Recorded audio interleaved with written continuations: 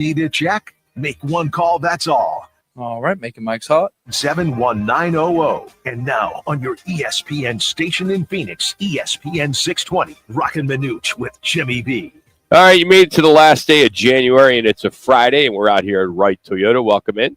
Roc and Manuch today with Jax, and we got Connor at the ESPN Phoenix 620 studios hanging out there at the headquarters, and we got you for the next 3 hours. Kind of give you our agenda today. We'll get our sounds from last night. Sean Salisbury is scheduled to join us this hour. We will also be giving away a bunch of tickets today for the Waste Management Phoenix Open. That'll be in between Mark May and Kurt Warner. So we are packed today. So we are hoping to talk a lot of football today. Of course, talk some Suns. Our It's Your Call question today, which is always brought to you by the State 48 Roofing Boys and Girls, the number one referred roofer in Arizona. Will you consider the Chiefs the greatest NFL dynasty ever if they win their third Super Bowl in a row? Your two choices are yes or no. And then we have a double shot of our It's Your Call question. Should the Monday after the Super Bowl be a national holiday? Should the Monday after the Super Bowl be a national holiday? You are Your pushing choices that, are aren't you now, Ron? yes, no, push the game to the day before President's Day, or other. So go vote on our Twitter page at Roc and Manuch. Yeah, I'm gonna keep beating that drum until it happens. And I'll bet you as much money as you want to bet that it will happen. Eventually happen, huh? No question. I think a couple things. I think about that. Why not just play the game? Well, if you play the game on a Monday night, would it lose its pizzazz? It's got to be Sunday. I would agree with that. I think it's a Sunday. But, I mean, you know what? It's 4:30 kick here in Arizona, 6:30 back east. A couple things to think about is, okay, if we're going to go down that road, you know, then how many championships in on Sunday do you have the next day is off? Or is it that designated day, that floating Monday, year in and year out, that you have off? I mean, I don't know if employers would appreciate that. I think you make it the day before the president. We're 1 week off the President's Day. That seems like the most logical move, and it's a bonus. You know, you're celebrating President's Day. You get off from the Super Bowl the day before. You know, I know, we're doing a special deal at Weekapaw that if you want to stay Sunday night, it's normally $249. It's $159 right now. And I know if I wasn't working on Monday, I would take advantage of that. Sure. Stay there. Why not? And if you do want to take advantage of that, by the way, you just have to mention Big Game Watch Party when you call Weekapaw Casino Resort, 480-789-4957, 789-4957. But just call them. Can't do it online, and you'll get that huge discount. You got to mention Big Game Watch Party. Well, if they do it in coinciding with Martin Luther King Day, President's Day, whatever, when you add 18 games, that day is going to always move. It's going to be a week later when they go to the 18 games, Ron. So I know. But Martin Luther King Day is always going to stay on a certain day. I never said Martin Luther King Day. Well, you did. That doesn't make sense at all. It's too early in January. So the only logical day is President's Day. Well, if they move it a week later, then say President's Day is the second Monday in February or something like that. Well, with 18 games, you're going to see the Super Bowl go a week later. So it'll bypass President's Day unless they go, okay, well, when's the Super Bowl being played? Now, on that Monday, we'll make it officially President's Day. Where President's Day, I believe, don't quote me on this, is marked down for the next, I don't know, on the calendar for the next 40, 50, 60 years. I think what throws the monkey wrench into the system is the 18 games. You'll see a Super Bowl once we go to 18 games, which seems inevitable, that you'll see the Super Bowl instead of February 9th, it'll be February 16th. Fine. Extra game. I mean, President's Day is typically, it's the 16th, 17th, 18th, right around there. Then it has fallen on later days, like February 21st. Sure. That's where it could be a problem. If they could coincide, if they could make that work. I don't know why they couldn't. 18 games. You don't want to give 2 weeks off between Super Bowls. Well, they still will. I think even if you go 18 games, you'll still go 2 weeks off. Yeah, Connor? You guys, I think after what we saw yesterday, they can just go ahead and toss all the Pro Bowl activities, the Pro Bowl games, just get rid of that. Throw all of that out of there. That frees up a weekend right there. You could still have the 18 weeks and still get a week off to find out that President's Day schedule. I mean, you guys just that Pro Bowl game, we don't need it. Get rid of all of that. No, I agree with that. I would agree with that. A lot of people feel the same way. It's just a waste of time. I know everybody, maybe some of you peeked in. I didn't. The only I picked in was when I went to it. It was they're doing the dodgeball, and I watched Buda Baker just hammering guys. I said, "That's it." I mean, I didn't get a chance to watch any of the quarterback skills, receiver skills, a little bit of the receiver skills with McBride or the Cardinals trying to catch with one hand. Then they had these big gloves, these huge gloves that you put on. You had to try to catch. So I watched a minute of that, like 2 minutes of the dodgeball, about a minute of the passing, and that was it. Did nothing for me. Hey, last night it was late. If you had an opportunity to watch it, GCU, they shook off 11-point first half deficit, and they held on to beat Seattle U 83-74 last night at Global Credit Union. They have a big one on Saturday night as they're trying to position themselves for a chance to catch first place Utah Valley. They'll be at GCU Arena, Global Credit Union Arena, that is, on Saturday night. So good to see the Lopes now 16-15, 6-1 in the WAC. They've won their fifth straight game, and that puts them within the one game behind Utah Valley. So that game tomorrow at 6 will be big, and this is a showdown as the Lopes' only loss in the past 11 games was to Utah Valley. Well, Grant Foster coming off the bench would have 27 points in that game. Mm-hmm. Just absolutely went off after a not so good game the game before, but that kid coming off the bench. Yeah, it's amazing for a guy that's the reigning WAC player of the year, and he's not starting. And I know it's working. So his head, and wants to transfer after this year because of that. He wants to start. When we have our GC Lopes report every Tuesday, Coach Drew a couple weeks ago said, "Look, some guys are built different. Some guys, the way we've got things set up is he's been more effective off the bench. They just kind of found that out. And to your point, he started last week, had a hell of a year. But for right now, with the lineup they have, kind of a senior-laden lineup, things are working that way. And he said he comes in within about 2 or 3 minutes of the start anyway. So he's going to play a lot of minutes, going to come in within the first 5 minutes, and he'll get his. But he's still kind of that quasi-starter, if you will. But he's doing so successful coming off the bench. Got a pretty big game tomorrow at 11 o'clock, Arizona State. Arizona's off to a great start in their Big 12 debut. They're in second place. They're 8-1 in the league. That's the same can't be said for the Sun Devils. They had a 2-point win at Colorado on Tuesday night. They are 0-9 in the Big 12, that being Colorado. But they are 3-6, that being the Sun Devils in the Big 12, 12-8. U of A has had their number overall in basketball. We all know it. 161-86 is the record over Sun Devils over the past, history since they first started playing. Go way back. They've swept the last two meetings last year by a combined 63 points. They've won 8 of their last 9. And if you remember, the last time the Sun Devils won was that 70-foot last-second buzzer beater in 2023. That's the last time they've beat the Cats. That's literally a wing and a prayer when you throw something up like that. Yeah, the Devils hopefully they get on track. You look at you just talked about their conference schedule, 3-6, 12-8 overall. And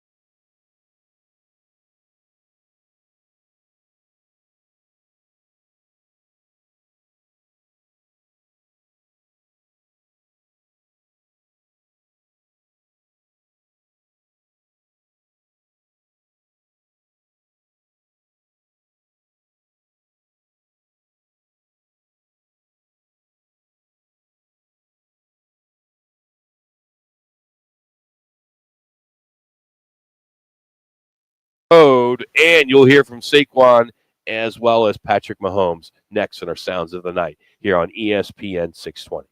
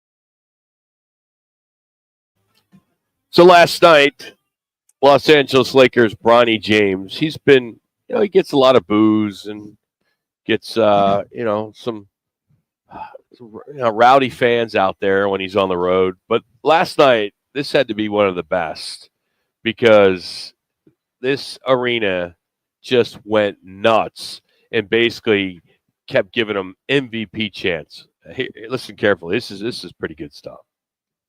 The third time in the last 5 games that the Lakers would hold an opponent under 100.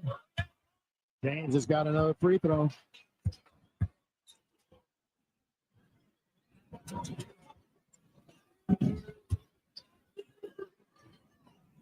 This is a nice comeback game for Bronny. It really is.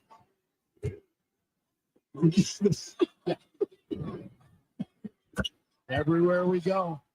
We're not kidding. Everywhere we go. So that was at Capital One Arena in D.C. The Wizards, of course, 6-41. Lakers did get the last laugh that they won 134-96, but that's pretty comical. I give the Wizard fans a lot of credit there for doing the MVP chance. Poor kid. Yeah, it's tough. He's gonna get a lot of that, Rock, and and not that he's to blame, but the Lakers kind of brought this on themselves. They orchestrated that second round pick. They totally orchestrated everything, made for Hollywood. So it's unfortunate he kind of gets the cat calls or kind of hey, good job, Ronnie. You're MVP, buddy. You kind of worked your way into that second round. So it is unfortunate, but I'm sure he'll deal with it fine. So we got some sound from Saquon Barkley and Patrick Mahomes as we are about just over a week away from Super Bowl 59, and here he is. This being Saquon. We'll go with Saquon number 1 here, Connor. The win that makes everything special. there's a lot of great things that we accomplished so far up to this. But if you don't get the job done, next Sunday, maybe when you're in your 30s and 40s and you look back on it, you're going to think about how special it was.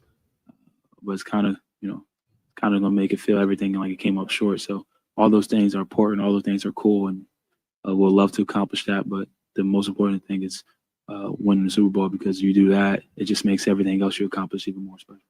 I love this kid. I really do. And what you're going to hear next is why I do. Listen to how many times he says we. And this is about the playoff rushing record. Of course, it's been everyone's talked about, the rushing record this year with him, how he sat out, during one of the games when he could have went in and could have broke the record. But listen to how he talks about we when it comes to his personal record. We didn't get the single season. We have an opportunity to get that. But the only thing that makes it special, whether we would got the rushing record during the season or if we get the all-time rushing record and the playoffs included, only thing that makes it special is winning the Super Bowl. Bottom line, that's it. Love it. Winning the Super Bowl, all the other stuff is just stats. That Super Bowl ring, if you win it, wears forever. And when you think about some of those, you hear those kind of comments, you go, hey, Cam Newton, you're listening to that comment? You got your MVP. You'd rather keep your MVP than win a Super Bowl title? All right, let's get to Patrick Mahomes. Here's the first one. We have three. Has to do with as many Super Bowl chances as possible. Talks about that. I don't know if it was just this one in particular. It's just when you're on that stage and you're celebrating, you start thinking about the guys that are coming back. You think about how young that football team was last year, and you knew that we had a chance to be in this position. And even though you're winning, you're enjoying that moment, you enjoy it, but at the same time, you have a bigger picture of your entire career, and I want to have as many chances as I can to be in the Super Bowl. Kind of like an addiction, Rock. It's like, you feel that, and you want to feel that over and over and over again. And it just, what we're seeing right now is so rare for an organization like the Patriots, I go way back to the Steelers, the Patriots, the Packers. I mean, there's so many teams to enjoy this while you can, this short-lived period that if they win 3 in a row, maybe 4 in a row, who knows? But for a player, just that, they do. But if they do win 3 or 4 or 5 in a row, whatever, it's just such a high. And I think what this team, Patrick Mahomes, realizes that it's just such a rush that you never lose that feeling of what that rush feels like. Somewhat like that addiction, you get that adrenaline rush. So he was asked how he feels to be compared to Kobe, MJ, and Derek Jeter. I think more than anything is you see the competitors that they are, is that they're going to do whatever it takes to win. And that's what you have to be in order to have success in professional sports, is a competitor, someone that's going to put in the work every single week. And watching them and listening to things that when they talk about, that's helped shape my career on how I have to work. And obviously it's a long way, so I feel like still for me to go to be mentioned with those guys, but I'll try to do whatever I can to be close enough as I can be. The key competitor and working their butts off. And when you watch the quarterbacks a couple years ago with Netflix, how hard he works in the offseason during the season. Kobe constantly working, Jordan constantly working, Jeter constantly working. And that's their mantra every day, to be to work out, to be the best that they possibly can for their team. Now, it helps when you got a lot of good players around you to win those kind of championships. And then finally, a lot of people are branding the Kansas City Chiefs as the villains. Here's what Patrick had to say regarding villains. I try not to listen to it too much. I think more than anything, I just try to embrace who we have in this locker room and the personalities and how we enjoy playing football. And I believe if we play football the right way and we compete and go out there and play our best football, that I'll always have my guys' backs. And so we got a lot of good dudes in this locker room, and all we're going to do is compete and try to win football games. Yeah, you hear that, and you just, the villains. For me, I enjoy watching dynasties. I really do. How long can they take it? How far can they take it? If the Eagles beat them, it's okay. This will be the Eagles being in the Super Bowl 2 out of the last 3 times. What can the Eagles do to build off of that? And do they create their own little mini dynasty with a franchise quarterback and a young quarterback? So I guess the villains, people go, well, we're tired of seeing them win. I enjoy seeing teams win consecutive championships back to back to back. So those are sounds from yesterday. Big story yesterday here locally. The NBA announced their reserves for the 2025 All-Star Game, and Devin Booker was among those not selected. I really think, and I know Kevin Durant talked about this a couple days ago, they need to increase the rosters to 15. I agree. They have I agree with that. 12 right now. They need to do it to 15. Each team is 15. So it makes sense that, regular season is 15. Why wouldn't the NBA All-Star game be 15? It makes no sense. So unless something comes down with an injury replacement, right now he is not in the All-Star game. Yeah, and the reserves that picked over him were Anthony Davis, Anthony Edwards, James Harden, Jaren Jackson Jr., Alperen Sengun, Victor Wembanyama, and Jalen Williams. They were the ones picked over it. Now, and you look at some of his stats, I've been Booker, 25.5 points a game, 6.5 assists, and he was the 15th in the league. And I just wonder, Rock, here he is, a guy that was part of the Olympic team. Started off a little slow, I'll give it to you, but he's been a constant for the Suns. He's going to be all-time leading scorer for the Phoenix Suns in about a week or 2 weeks. And he's played very, very well, I think, the last 3 weeks. And it's just so amazing to me how the coaches would pick these other guys over Devin Booker. Mr. Consistency. Okay, fair. I mean, I think you can make a case that he should be named All-Star, no question. Oh, sure. But Anthony Edwards and James Harden are the reserve guards that got picked over him. I think you look at both of those teams that they're on, they're having more success than the Suns. I think that's the only reason is they sit at the top of the West right now. Yeah. And that might be a big part of it. This team has been in the news because of Jimmy Butler. And by the way, Cam was on McAfee Shams, was on McAfee this morning. And the latest that he had to say was that the Warriors and the Suns are the two teams right now, as of this morning, are shaping up likely to land Butler. But it may be easier for the Warriors to make something happen. He said if it's going to happen with the Suns, it may take 3, 4, 5 teams to get it done. Ooh, plus a first rounder, or maybe 2 of those 3 first rounders they got. Maybe that's when they got those 3 first rounders, Rock. The one's going to be a legitimate 2031 pick, but maybe the other 2 will be packaged within whomever they send to the Miami Heat. Yeah, this whole thing is it's kind of like I can't wait till it's over. The procrastinating as far as waiting for that, all of the comments, who's going to get him, who's not going to get him, who's the third team involved, does Bradley Beal waive his no trade clause, where's he going to go? I mean, this whole thing, we'll know, I think it either 1 or 2 o'clock our time on Thursday as the trade deadline. So that's going to be what are the Suns going to give up that this thing falls flat on its face after this year? Probably not going to re-sign Butler. I'm sure they probably won't. Now, if they do, what are you going to mortgage the future, and you can keep those at least 3 of the 4 if Bill's gone, those additional 3, to see how this plays out next year.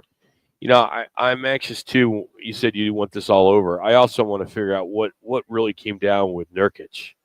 Why does he not have a relationship with Coach Bud? Why is it that they're not talking? At least what we're hearing. That's what we reported. They're not. He hasn't played since January 6th. He's got 1 season, just over $19 million left on his contract. There's all this talk that there's no relationship between Nurkic and Coach Bud. And that's scary. That kind of takes you back to just 2 years ago when they had all those issues with Coach Monty Williams. Yeah. And I understand it's a players' league, but when does it come down to a guy like Coach Bud, who's got all the respect in the world? He has proved that he can win at almost every level. How does he not put his foot down on this? And what you read is that everybody likes Nurkic. He's a good locker room guy, hardworking guy, hasn't created any kind of, has not stirred the pot. He just said, hey, look, I haven't talked to Coach Bud in a couple months. I just didn't work hard. When Monty Williams was doing it, we were scratching our head. We were. And it's like Monty. How could he not have a conversation with DeAndre? I mean, you're the coach. Yeah. You're the player. How do you not? You guys are on a bus every day. You're on an airplane every day. How do you not have an opportunity to talk? And don't we want to see the adult in the room somewhere? Yeah. I mean, unless Budenholzer's has spoken his piece with them, unless they got nothing to talk about. Still, in practices, I'm sure there's coaching going on with Nurk. But I don't understand. It's mind-boggling. I just hope that this thing If Nurk gets traded and Butler comes here, whether Butler comes here or not, and Nurk gets traded, there seems to be that there might be a little bit of a rub in that locker room. But it's up to Devin Booker, Kevin Durant, if Bill stays, to go ahead and really get everybody focused on the last 2 months of this season to get to the playoff or play-in game. You wonder too if we always talk about the respect card for Booker. Here he is, he gets snubbed for the All-Star game. There's been times before which we've said he got snubbed. I mean, he has been playing 11 years. It's been a long time.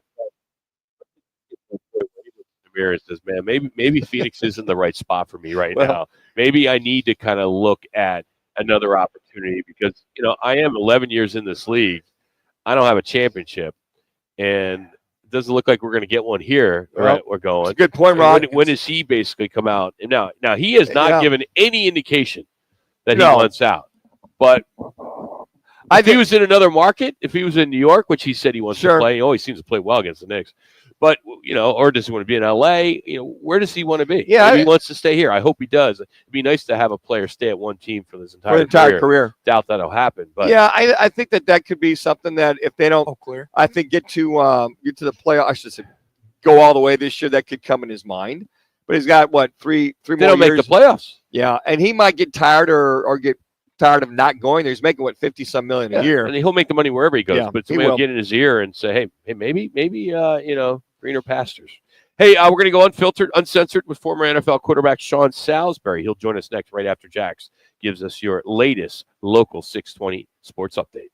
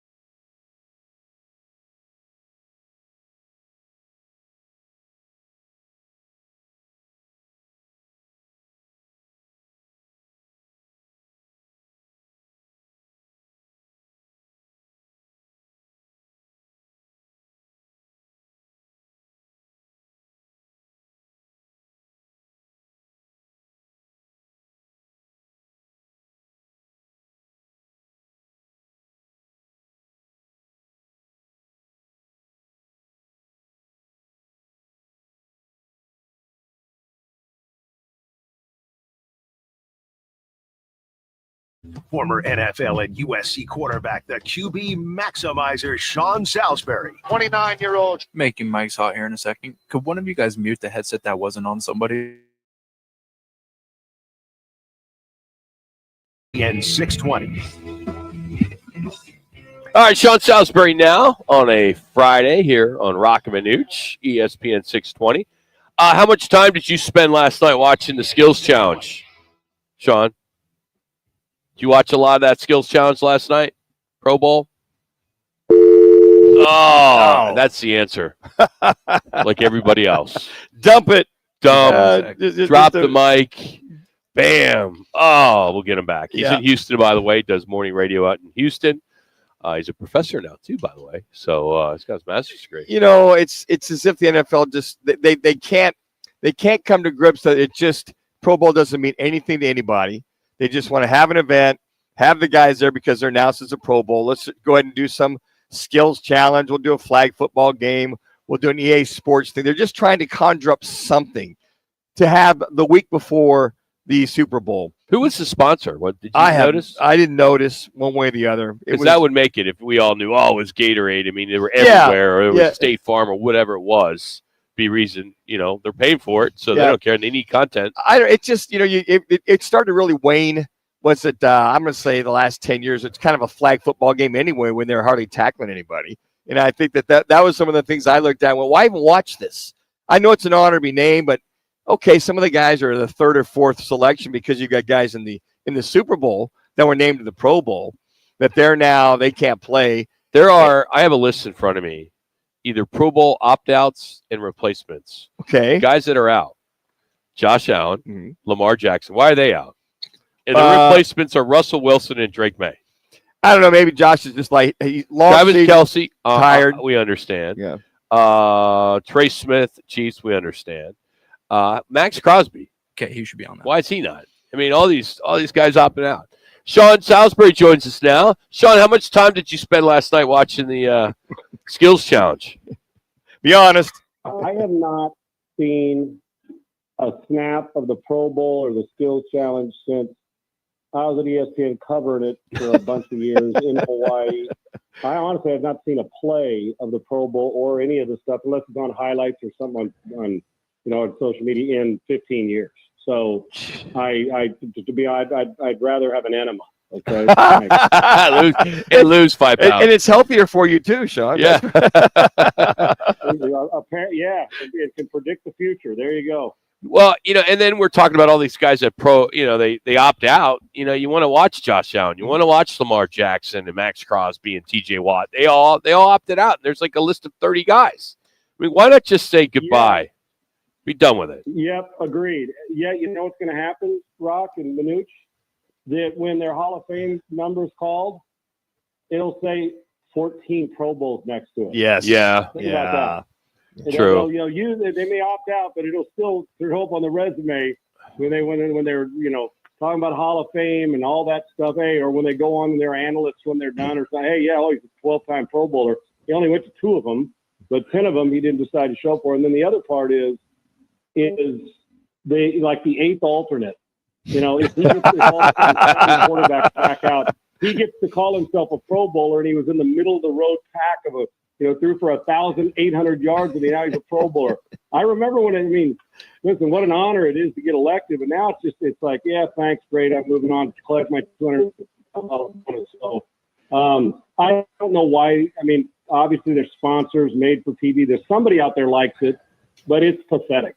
The baseball All-Star game is still the best and always has been. Could you see it ever going back to the week after the Super Bowl? I mean, we want more football, and it's an opportunity to then see the Saquon Barkleys and the Patrick Mahomes, the players that are in the Super Bowl. You know what I do? To go back.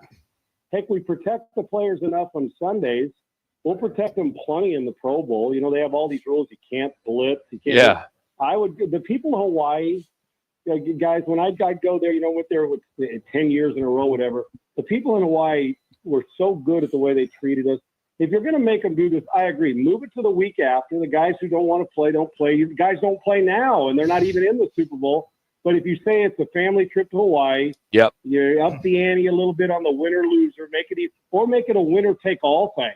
And then it'll get a little more competitive, give each guy $250,000 from the NFL. And then they're like, whoa, maybe, get him over there, let him stay in Hawaii with families. When it was there, even though it wasn't, overly competitive, at least guys went and they were there and you had fun and there was camaraderie. They need to go back to it. It's nuts doing this. Go back, play that, no blitz, and let the quarterback drop back and throw, play him a quarter and get him out, have an alternate there, and do it in Hawaii where it's beautiful, and the Hawaiian people deserve to have that game back in their stadium in Honolulu. I love the atmosphere. I didn't care about the game, but I think that's the only way you salvage it. Other than that, crap can it, and let's move on or find something else to do. You bring that up, Sean. I sit there and think if it's a week after, you might have guys that are like Pat Mahomes is a gym rat. Manning's a gym rat. Brady, they love that competition. They would most likely, or Pat Mahomes would most likely show up. I think Jalen Hurts might show up because they are such gym rats. They are such competitors that they love. Hey, if they're driving by a football field or a sandlot, they need a quarterback. They're the kind of guys that show up and play. Yeah, and you know what? Good weather. You go with the fellas. Families are there. Sitting around, heck, half the fun at the Pro Bowl sitting around the pool or the beach with all the guys after practice. And there's a bunch of beautiful golf courses to play. You go practice for an hour. You walk through. I mean, really, the biggest hassle is flying first class or on a private flight to Honolulu. So come on now, man. I just, like I said, if we're not getting guys to play in the week before the Super Bowl and guys are about 4 minutes football stuff, then why not go back and make it where it started, where at least it had a tad bit of traction, or find something else? But it just doesn't work. I mean, it'll make you not want to watch football. This Pro Bowl, it's crazy. Sean, as we look at this game in about 8-9 days, you look at the Chiefs. You look at Patrick Mahomes, a different group of receivers aside from Travis Kelce year in year out.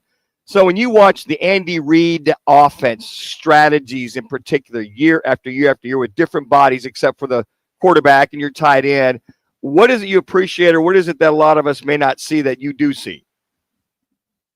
He's the best in the world at putting guys, put it this, Worthy's got a chance to be special with all that speed, but Juju Smith-Schuster's been on a few teams. They've got some guys that Hop's a good player. His best football may be behind him, DeAndre Hopkins, but he does better job than anybody of accentuating guys' skill set.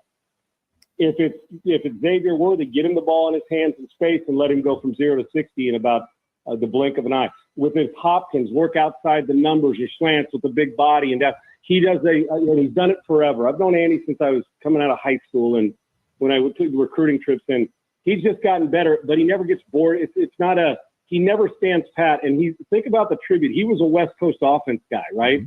Now and then when he went and got Mahomes, instead of being that stubborn, it's my way, we're going to do West Coast stuff. This is how he did. Andy's taken like 5 or 6 different things from everything he used to do in Philly when it was a lot of verbiage West Coast. Now he brings what Mahomes is good.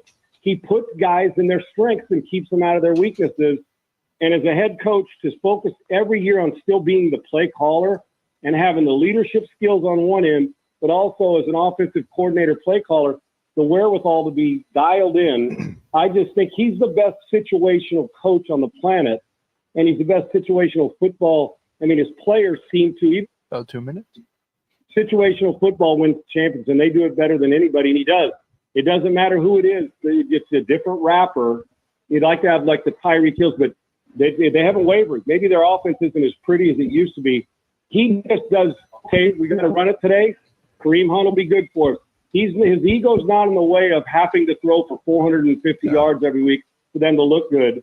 I mean, Mahomes wasn't even in the MVP talk this year, but in the situations, there's nobody better. When the game's on the line or it's the last drive or it's 3rd and 4.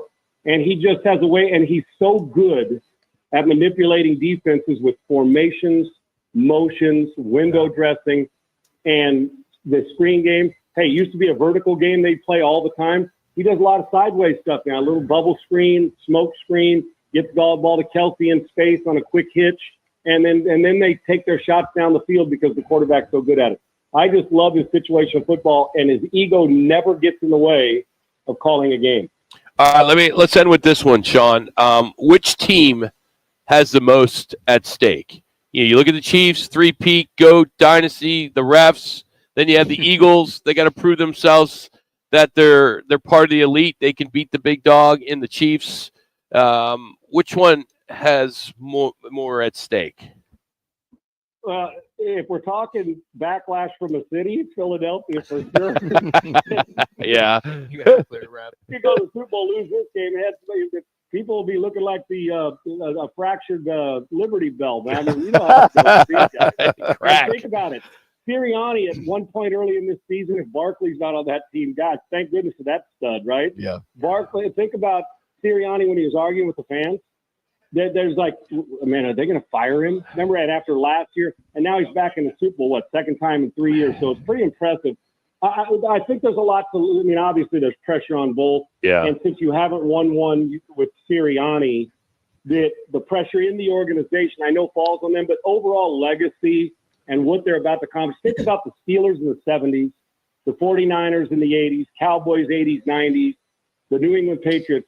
Of all the great teams we've ever had, nobody's done it 3 times in a row. On them, now, I don't know if it's pressure. Legacy, yes, and you want to do well because they handle pressure. So I think there's more pressure on Philly because they got to knock out the champ. Yeah. But as far as just the overall lifetime legacy pressure and doing something well that even Brady didn't get to do, I think with Mahomes and Kansas City, it probably falls on them a little more. But the pressure from a city, if a team loses, is far deeper on Philadelphia than it will be on Kansas City. Are you heading to New Orleans? You know what? I'm actually meeting. I'm not going to the game. Yeah. I'm going, and we're not doing Radio Row. I'm doing it from here. I'm flying in Thursday and Friday night. I have 2 huge dinners with big bosses for the new thing that we're about to announce on Thursday and Friday. I mean, we'll announce it. I still haven't yet. All right. There's one last thing to do. But I'm meeting with them in New Orleans and having dinner on Thursday night, Friday night with 2 different gentlemen. So I'll be there for that. All right, we're going to try to squeeze in a prediction next week. So if we can get you for 5 minutes, that would be great. I'll be good to go next our normal Friday. Okay. Yes. Perfect. All right, buddy. Have a good weekend. We'll talk to you next week. Talk to you guys soon. Appreciate you. Thank you. That's Sean Salisbury here on Roc and Manuch, here on ESPN 620. He is brought to you today by All City Towing. They are hiring. Yes, they have dispatcher positions, call takers, lot attendants, drivers, customer service personnel. They got great benefits. They got a healthy 401k, employer-paid life insurance, monthly fuel allowance. So if you're ready to take your career to the next level in 2025, visit them online at allcitytowing.com. That's All City Towing, where your future is on the move. Coming up, we'll look back on this day. Plus, hey, your first chance today, win some free food. How's a large one-item pizza, a pound of wings from our friends at Arena Sports Grill? We're going to do that again this week. Next week, it's Venencia's. So we'll have Arena this week, Venencia's next week. Free food next here on Roc and Manuch with Jimmy B.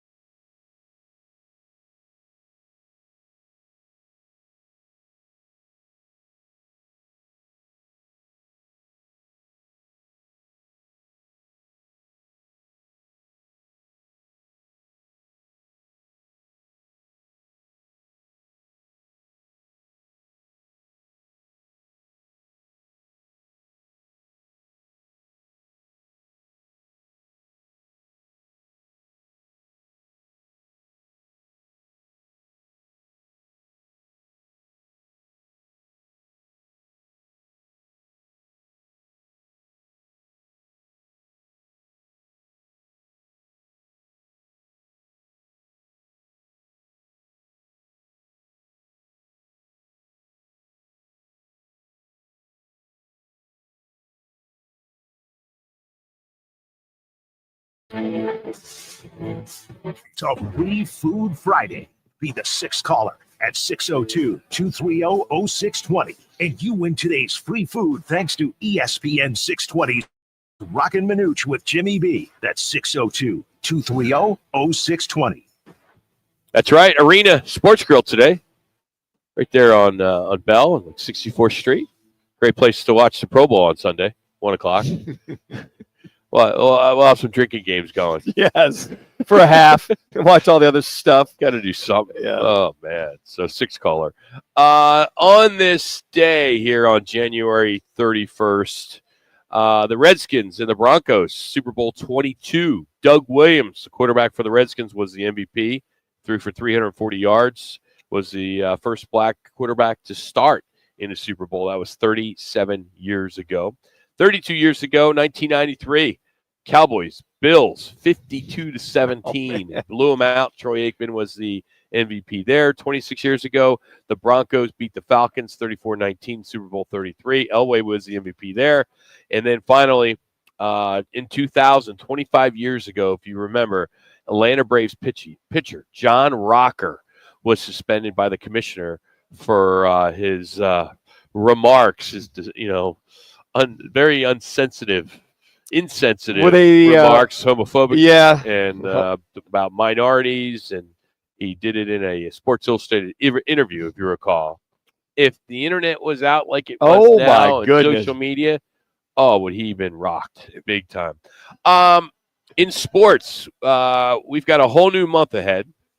A few things to look forward to in February. Of course, the Pro Bowl on Sunday. That kicks it off. Can't wait. Super Bowl next Sunday. We'll be at Weekapaw. Hopefully, you're going to join us. Doors open at 2 o'clock. It's free. We've given away over $15,000 in cash and prizes. Most of that's cash, 4 big screen TVs.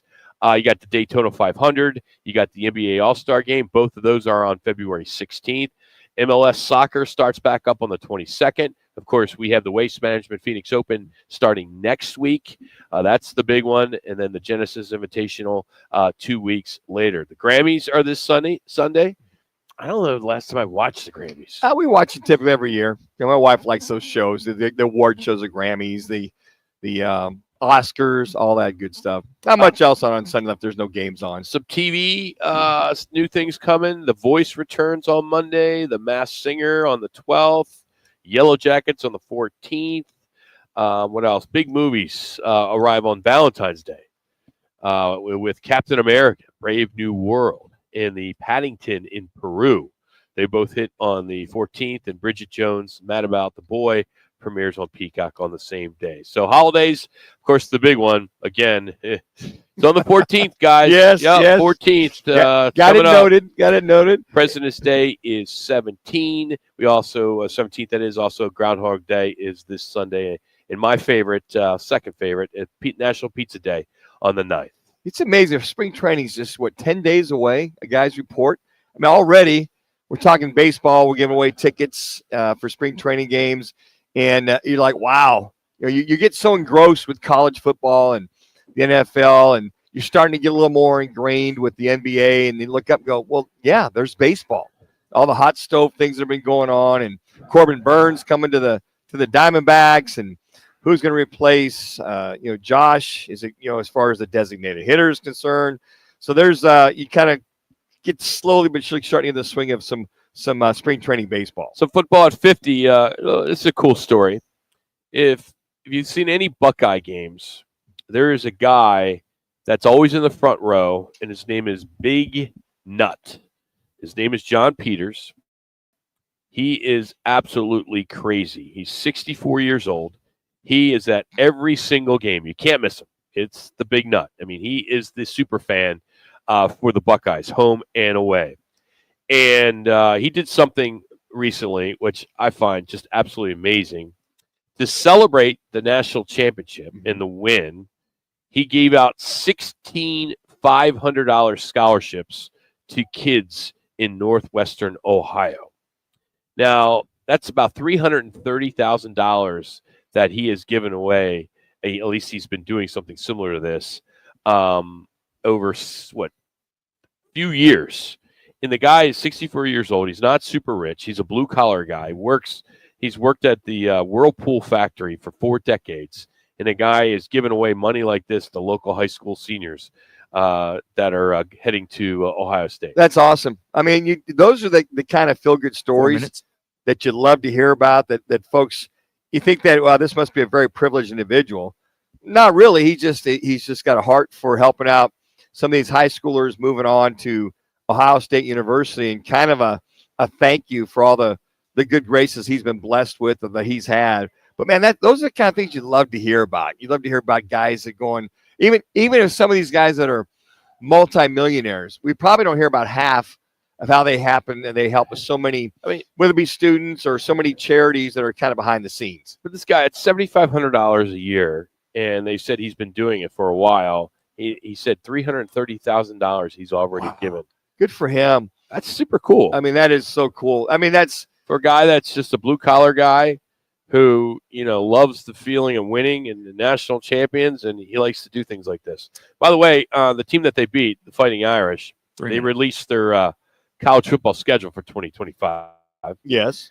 And it's safe to say the fans aren't exactly impressed with this schedule. Okay. I've not seen it. Here comes Jax, our Notre Dame fan, dad from South Bend. They open up the season at Miami. They open up at Miami. Tough game. Then they have Texas A&M. Another tough game. Good. Yeah. Then Purdue. Not a tough game. Okay. They may be better than Northern Illinois. Arkansas. SEC. Boise State. They're not going to be anybody. They lost their running back. Yeah. A lot of people think they could be the Group of 5 representative again this next season. So, again, that's another quality opponent, but continue. No. NC State. No. USC. Yes, that's always a good game. But then listen to the end. Listen how bad this gets. Boston College, Navy, Pitt, Syracuse, Stanford.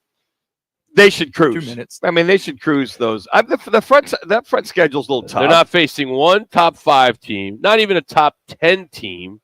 I mean, every team on the schedule is better than Northern Illinois, though. Well, the Maybe rankings not Purdue. The rankings haven't come out yet, so we don't know if any of these are going to be top 10 teams. We don't know how these teams are going to favor out towards the end of the season. But we'll see you in the playoff again. Well, and we'll be there. Miami's losing their quarterbacks, whoever the quarterback there. Carson Beck. Okay, Carson. And then you look at Texas A&M, they'll be tough. They've got a young quarterback that's good. I just say, and then Boise State, they always seem to be tough, Rock. They always seem to answer the bell. You talked about Carson Beck getting paid to go to Miami. The Florida quarterback, DJ Langway, is the latest college football star to sign an NIL deal he did with Nintendo and Epic Games. He now has a $3.7 million validation. It just keeps on giving, Rock. It just keeps on giving. Gosh, these kids, why? Well, making a lot of Stay money. in college as long as you can. I agree. That minimum salary, if you come out in the 3rd or 4th round, you'll make much more if you stay another couple of years. Coming up, 2-time Super Bowl champion Mark May will get his thoughts. He'll join us. We're also going to give away a pair of tickets to the Waste Management Phoenix Open for Thursday. Yeah, Thursday tickets we're giving away next hour. Then we'll have our locks of the day as well. A little bit later, Kurt Warner. That's right, Kurt Warner at about 3:30. It's Roc and Manuch with Jimmy B from Wright Toyota here on ESPN 620.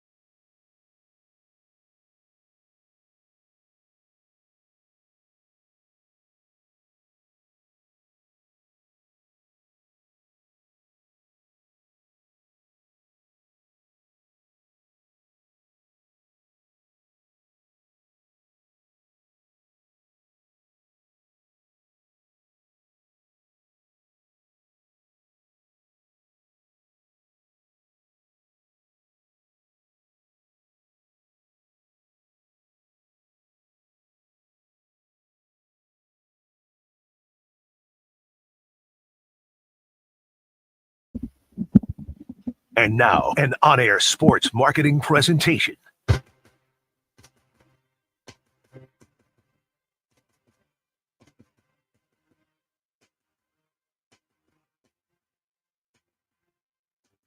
It's Roc and Manuch with Jimmy B, now on ESPN 620, 98.7 FM HD2, and streaming live at arizonasports.com. The guys are powered by the law offices of Lerner and Rowe. In a wreck and need a check? Make one call, that's all. Making Mike's up. 771-900. And now on your ESPN station in Phoenix, ESPN 620, Roc and Manuch with Jimmy B. Appreciate you spending some of your day with us today. It's 2 o'clock out here at Wright Toyota. Roc and Manuch with you today. We also got Jax here, Connor back at the ESPN 620 studios. This hour, Mark May will stop by. We'll talk to him about what's happening. We'll also get in a little sports bar gossip, which is all Super Bowl related. And just to kind of tease some of that, best and worst times to go to the bathroom during the Super Bowl. And there was no conspiracy to get the Chiefs Taylor Swift to the Super Bowl, allegedly. Oh, really? So those are your teases. Gotcha. I'll be coming up in about 15 minutes, right before Mark May. We'll also, next segment, give you an opportunity to win a pair of tickets to the WM Open for Thursday. So we have a pair of tickets for you next Thursday. So, all right, Mr. Eagle fan. Ticket. So, Eagle fan, are you feeling it yet? Are you getting into it yet? Or are you just going to kind of ease your way into it before we do our big game bash out there, Weekapaw? Where are you at right now? Yeah, I'm not worried. Yeah. I got I got us winning by 6. It's going to be a good game. It's going to be a very good game. I think it'll be closer. I don't think it'll be quite the high-scoring game. I think it could be a 21-17, 24-21 game. Because both, quite frankly, look at both these defenses. Very good defensive, phenomenal defensive coordinators. You look at the offensive coordinators going against each other. By the way, your OC over there in Philadelphia had his second interview. Third interview. Is it third now? He's going to have his third, excuse me. Yeah, he just had his second. He's having his third. It was announced today he's having his third supposedly in New Orleans, but he can't. It's going to be after. So there was talk that he was probably going to Calvin Moore was going to turn it down, but it looks as though he is going to take the job, at least to a report that just hit about 5 minutes ago, that he is most likely going to take that New Orleans Saints job.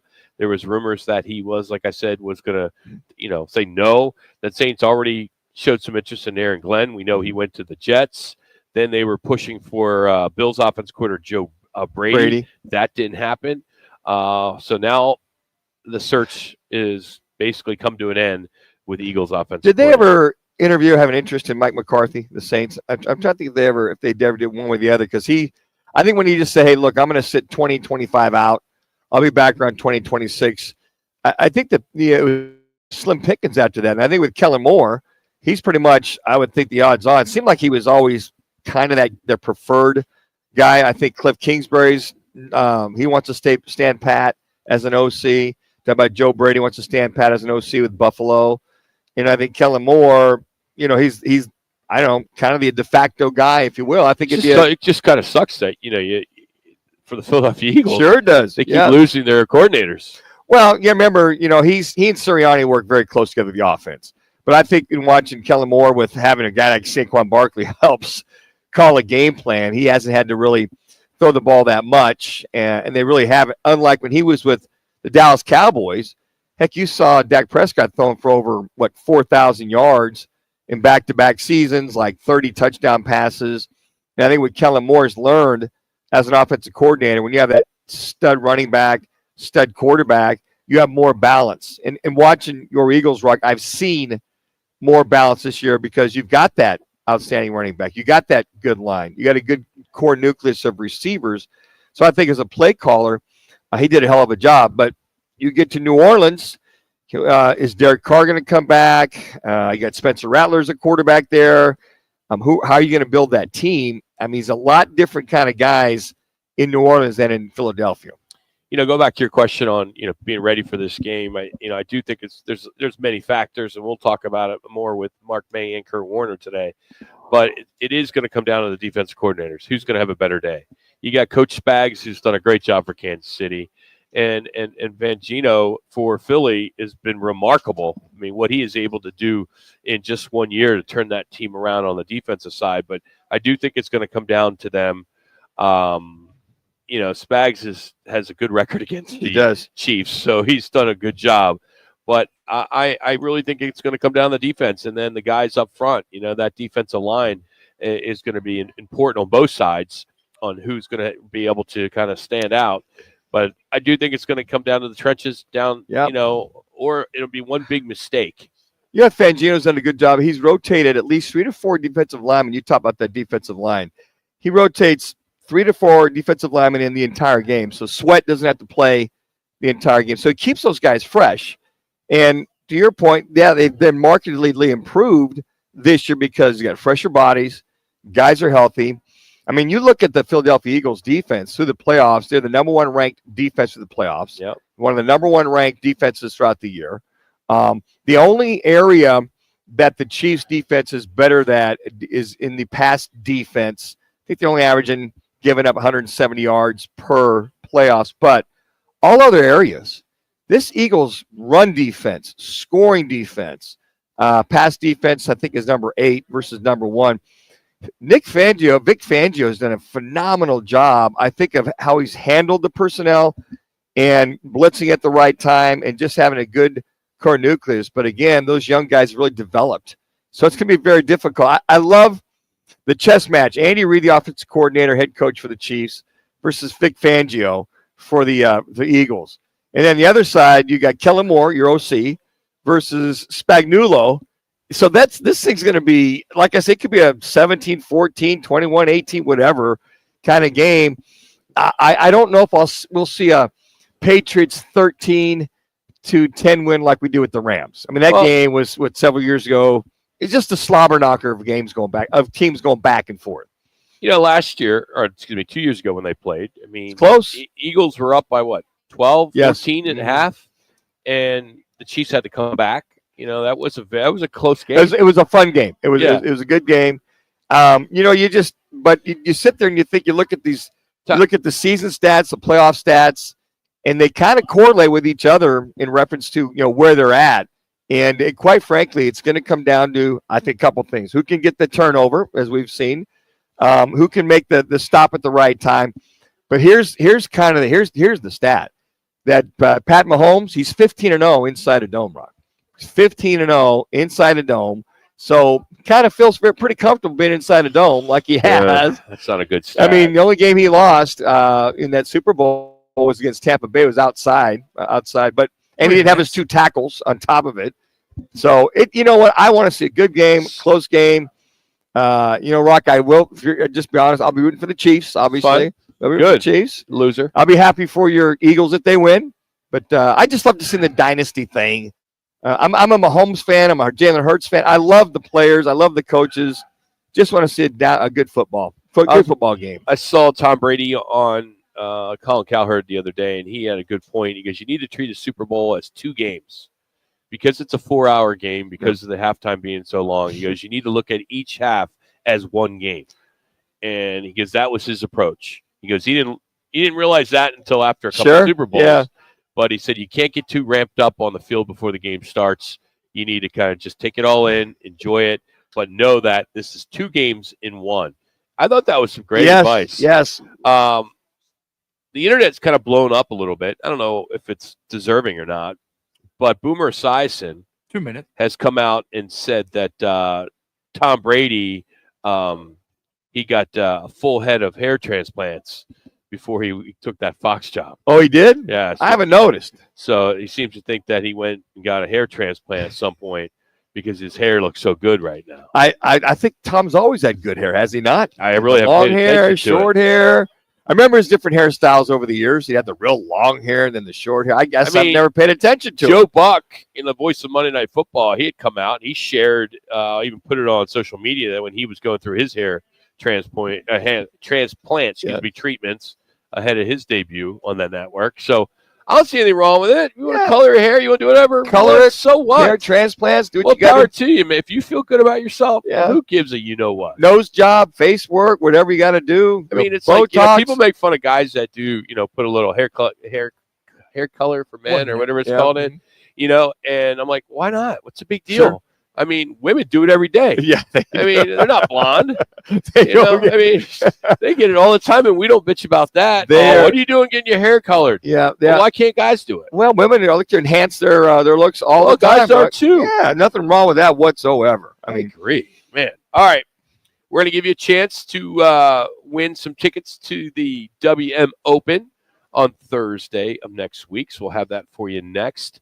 We also got some sports bar gossip that we'll dive into too. So I'm looking forward to that.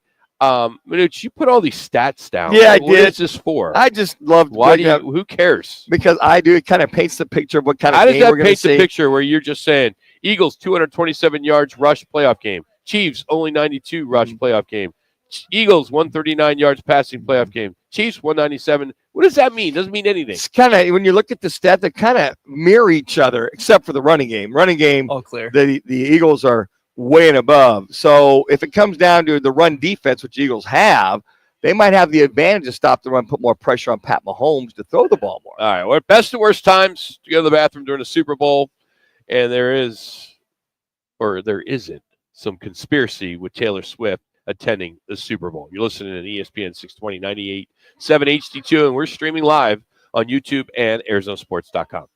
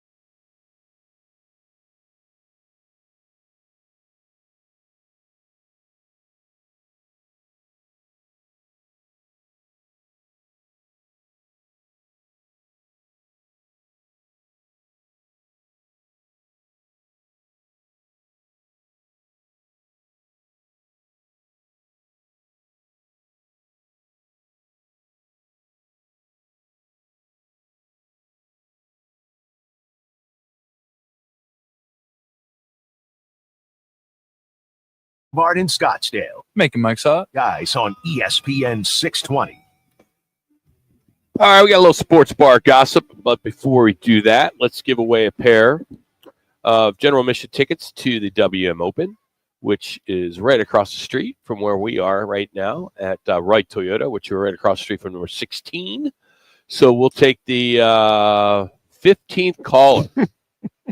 15th caller, Boy, Connor. Connor's going to earn his keep 15th today. caller at 602-230-0620, 230-0620. Hey, this is a hot ticket. I mean, Sure Jack, it is. how much are GA tickets for Saturday? How much did you see them for? $280 a piece. Jeez. That I am in debt to you. Yes, I just want to make that. How much were tickets for Sunday, you think? Probably about the same, 250. So I wonder if anybody else is in debt for me as well on Sunday.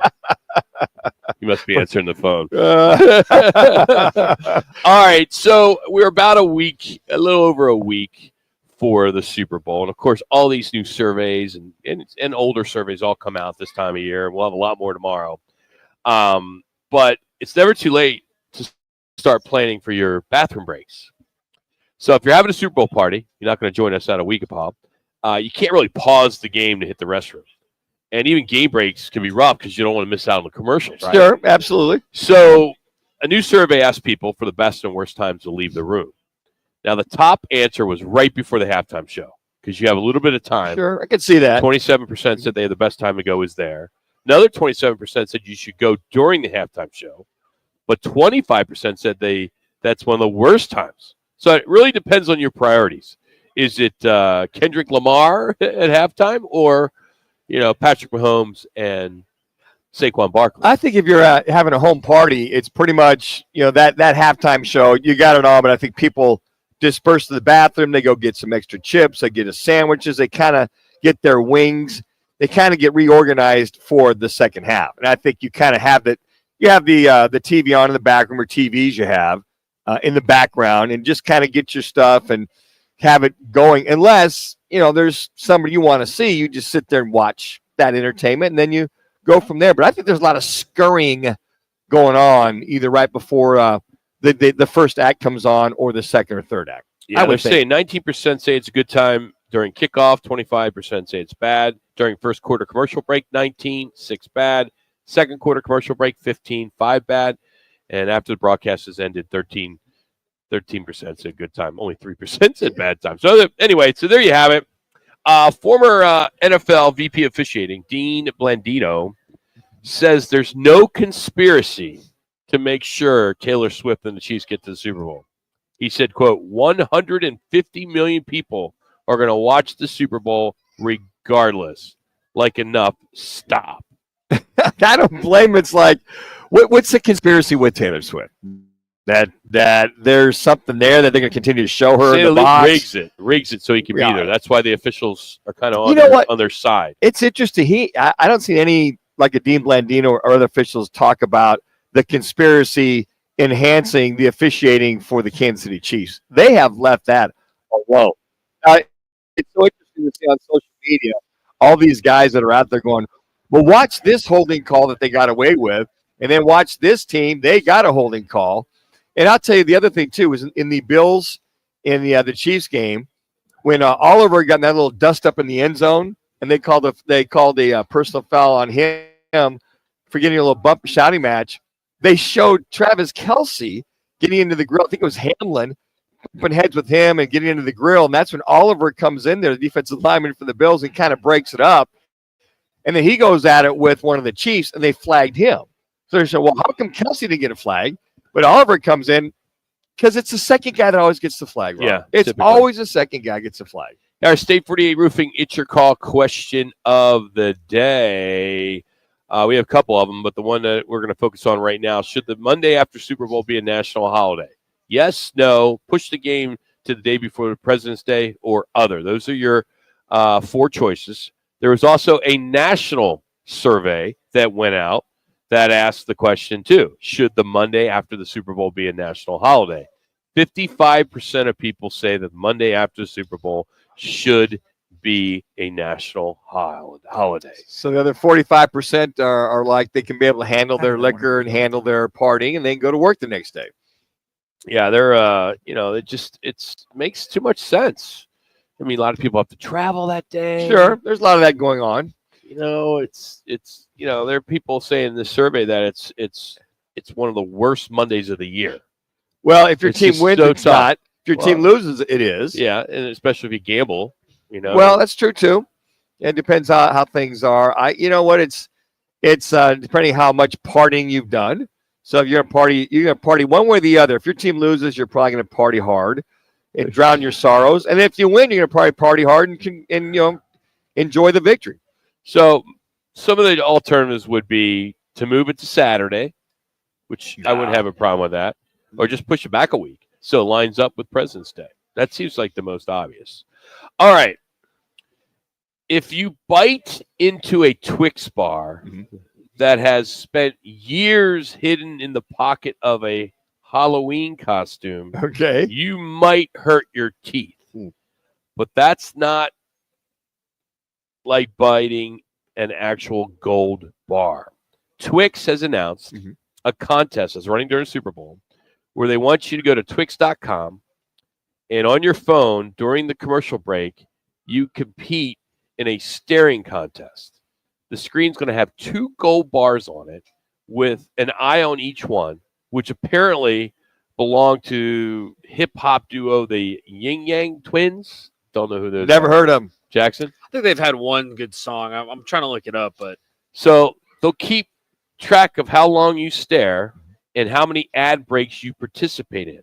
The higher your score, the more contest entries you'll receive. And at the end, one winner will get a gold bar, which is worth $170,000. Wow.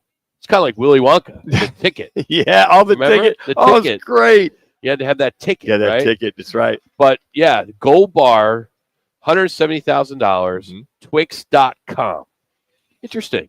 So they basically, they want you to be on that website during every commercial break. They don't want you to watch those commercials, and they're probably saving $8 million by not doing it. Sure. This is a way to get around it. It is. Brilliant idea. It really is a brilliant idea. And They don't want you watching the Super Bowl commercials.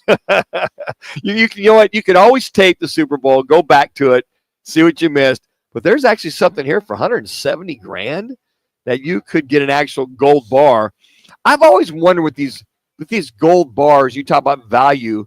If you go put them in a safety deposit box, where do you take them to cash in? Yeah. I mean, you take it to a bank? Do you take it to a mineral guy? I mean, do you take it to some kind of a commodities stockbroker? Where do you take it? Pawn shop. I mean, pawn shop? Yeah. I mean, that's interesting. I mean, but they say never loses its value. So if you're into that, and you're a gold bar aficionado, just somebody feels pretty good about making $170,000, that'd be very curious to see how that all turns out. Some of these contests after the Super Bowl, you're always curious to see how did they turn out? How did this person win? Or how that person win? Hey, random fact of the day: the richest man on the planet wants to kill the penny. Elon Musk, who's been charged, who will be or has been put in charge of U.S. President Trump's new Department of Government Efficiency, has revealed that he wants to eliminate the 1 cent coin, which costs 3.7 cents to produce. Really? That's So the idea is that we simply will just round the purchase total up or down to the nearest nickel, which would solve those issues. See, this would save the government $179 million per year. By the way, the nickel would be next, as it costs 13 cents to produce the nickel. The nickel. Isn't it? So the penny costs more than it's worth. Remember the It's pandemic? like a gym membership. Remember the pandemic? Yeah. You never use. Remember the pandemic where they had a change shortage and they were doing that, rounding it up. And if it was 13, 45, hey, can you get an extra nickel, make it 13.50? Because they didn't have change. It was a change shortage in the United States. So I could see if it's costing you 13 cents to make a nickel or 3.7 cents to make a penny. Okay, I could see that. I mean, I round it up anyway with a lot of stuff. All right, last one. Many of you, if you're over 50, know exactly what this show is all about because it's going to get a reboot. Little House on the Prairie. Really? It's coming back. Netflix is going to reboot it. As that series ran from 74 to 83. I don't know who. No one I know has never seen it. Yeah. I mean, Jack's probably no way has seen it. Yeah, Michael Landon was the star along with Merlin Olsen. Merlin Olsen, yeah. Merlin There's Olsen. the sports angle. Michael Landon. Great show. many years ago. No word on when it's going to start, but they're casting it as we speak. And, they're trying to bring back the family drama. Yes, yeah. You know? That's pure wholesome shows back in those days. Yeah, Ron. good shows, Yeah. wasn't it? I mean, Oh, why yeah. not? Absolutely good show. Anyway, there is your sports bar gossip for today, being the 31st of Minute and a half. January. I am anxious to do the Twix.com deal because you get to see all the commercials beforehand Yes. anyway. I mean, I have 25, 30 of them right now that have been emailed to me that I've already seen. Really? Yeah. Can you give us a hint as some really good or some really bland? I'm Or not going to do that because that ruins it.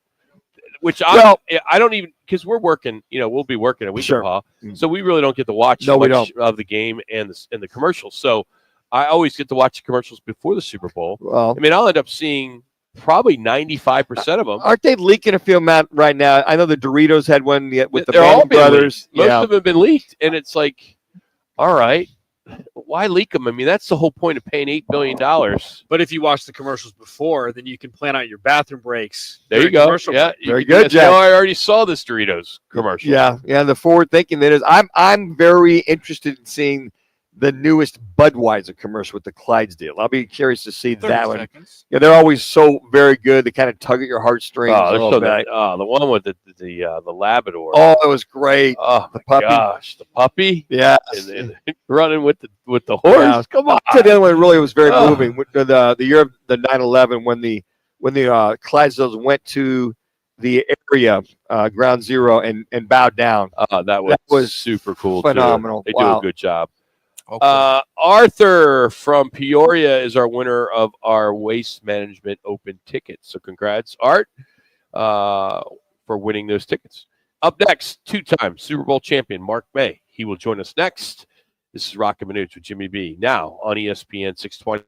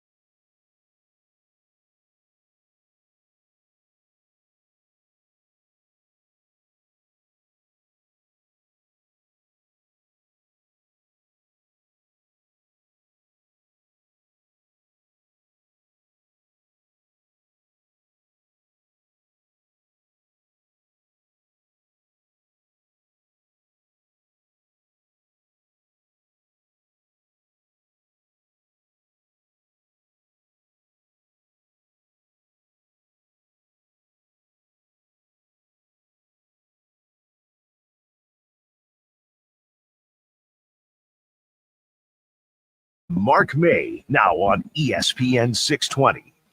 How you making out today, May Day? What's going on? I'm doing okay, guys. Hanging in there. I was a little surprised reading the news that Michael Bidwell's going into Arizona Sports Hall of Fame. Yeah, That'd be a pretty low bar to cross then. First shot when I get him, baby. No, Yeah, you do. That's good. I thought maybe you'd be the first in line to buy a ticket, but I guess not. You didn't get the invite to the table there, Mark? You're not at the head table there? No, not at all. I just thought that was hilarious. I got it. It's like, so your dad leaves you in charge of an NFL football team. You haven't won it since you've been in charge. You haven't built a stadium. You haven't won a playoff game. What have you really done to get to the Hall of Fame? Yeah, when's Manuch going to get that? You know, he's got I'm these kids playing D1, kids playing hoping. NFL. You know, I mean, Manuch should be getting on that list. I guess when it's a slow year, they'll call Manuch and see if we can sell some tables. I will get to at least the Tempe All Cities Hall of Fame this year, but not the State Hall of Fame. Yeah, really? Yeah, coming up March 24th. Right.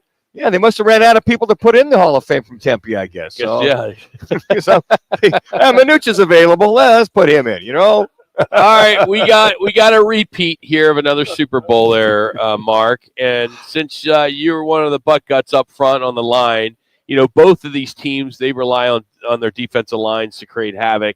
How important is it going to come down to both these lines on both sides of the ball for this? Will it come down to the trenches, you think? Yeah, absolutely. It always does in big games like this. And the team that doesn't turn the ball over first, because neither of these quarterbacks really turn the ball over in the playoffs. Patrick Mahomes hasn't thrown an interception, and Jalen Hurts has done a terrific job with the football. So when you look at these teams, it's going to come down to the trenches and the offensive and defensive lines. Who can set the tempo early?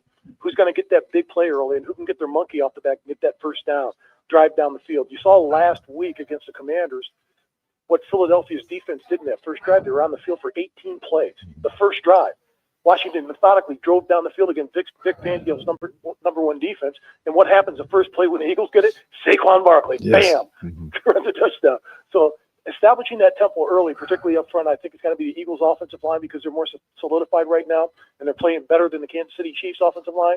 And remember, a lot of these players, they're involved in Super Bowl 57 when they had a 10-point lead at halftime and let it get away from them in the second half. You know, Mark, you look at the offensive coordinators versus the defensive coordinators. All these guys are doctorals in what they do. Kellen Moore versus Spagnuolo, Andy Reid versus Fangio.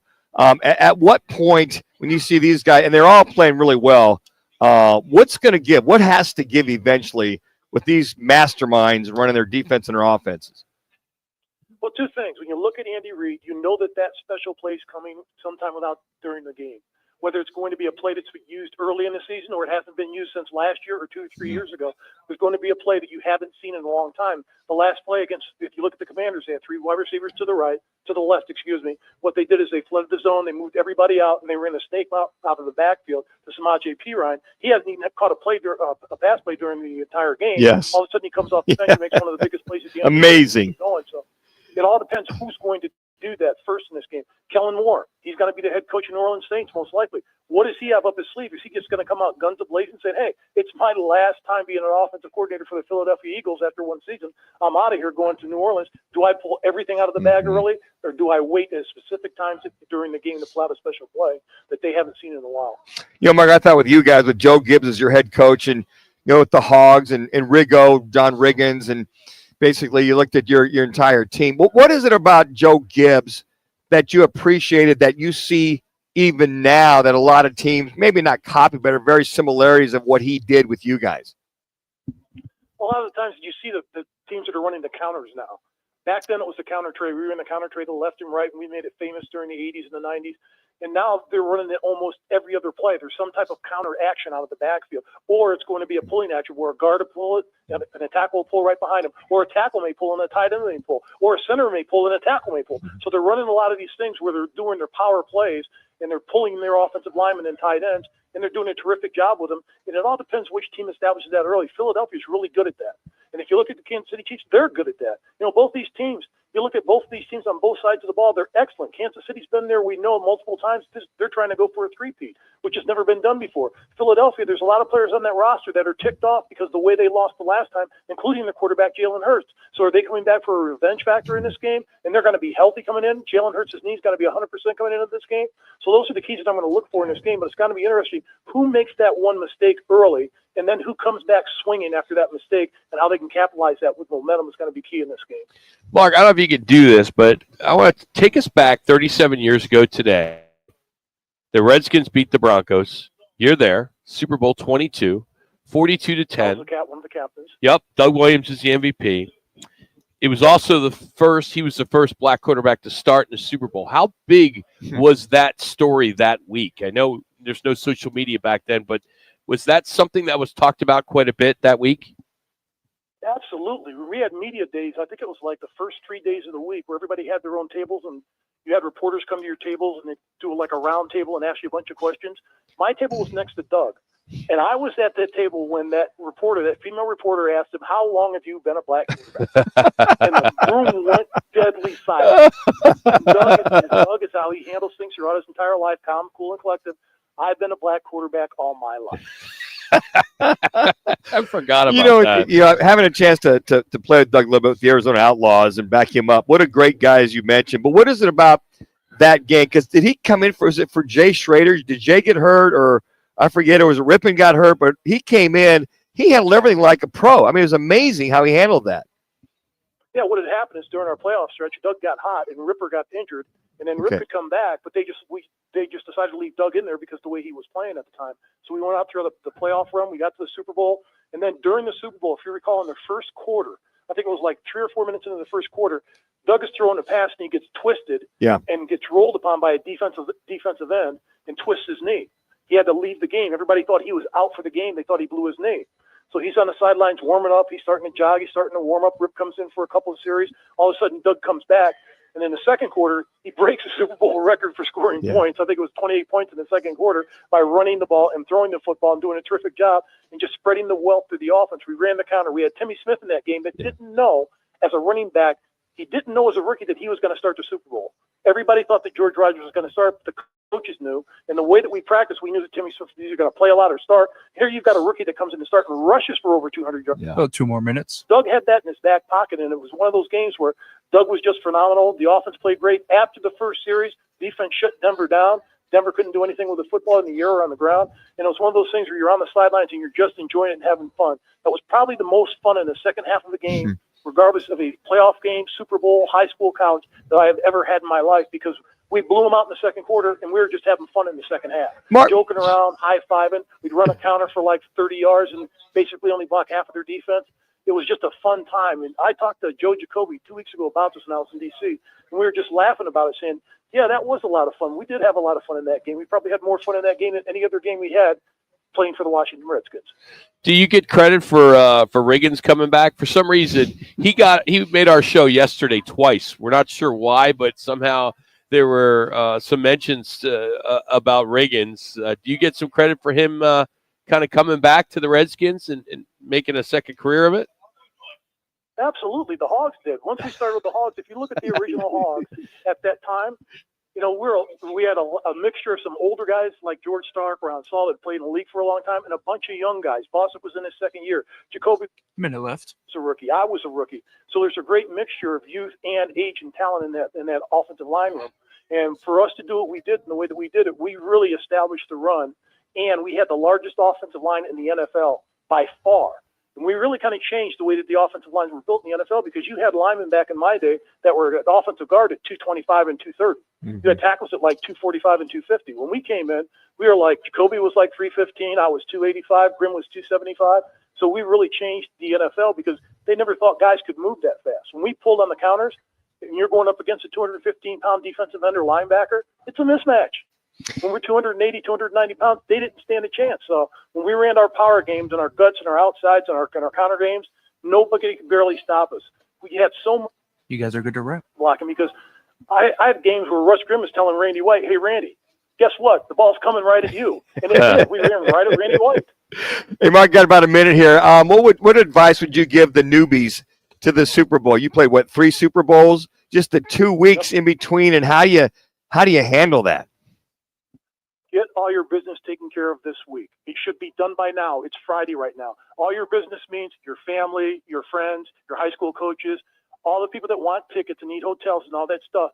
Make sure that you either have a friend, you have a wife, you have an agent that takes care of all that stuff, and you get it done this week. Because once you get to New Orleans, it's all business. Yeah, you're going to have your media day and stuff like that, and your family will come down a couple days later. But once you get to New Orleans and you start practicing early in the week, it's nothing but business from that point on. Good stuff as always, Mark. Have a good weekend. Next week we'll catch up with you and we'll get a score from you next week. All right. Oh, you want it after the game? No, we'll get you before the game. Before the game. We got 5 days next week to do predictions. We got plenty of I time. already have my prediction, but I'm not telling you now. I have my score, but I'm not going to tell you until next week. Thank you. Good stuff. Appreciate Good stuff. Thanks, Mark. Appreciate you. Have a good weekend. That's Mark May joining us. You can follow him on X, Twitter, Mark_May. Today's brought to you by the DraftKings Sportsbook at TPC Scottsdale, the area's best kept secret for sports entertainment. We will be broadcasting there Monday and Tuesday of the WM Open. Pretty excited. We'll have the voice of the Philadelphia Eagles, Merrill Reese, on the program on Monday. So looking forward to catching up with Merrill Reese. Again, the voice of the Philadelphia Eagles. We'll catch up with, I'm sure, Mitch Holthus, will join us sometime later in the week as well, the Kansas City Chiefs voice. So that's all coming up next week. But again, we'll be at DraftKings at TBC Scottsdale Monday and Tuesday. We'll come back with our locks of the weekend, brought to you by Upper Crust Pizza and Wine Bar.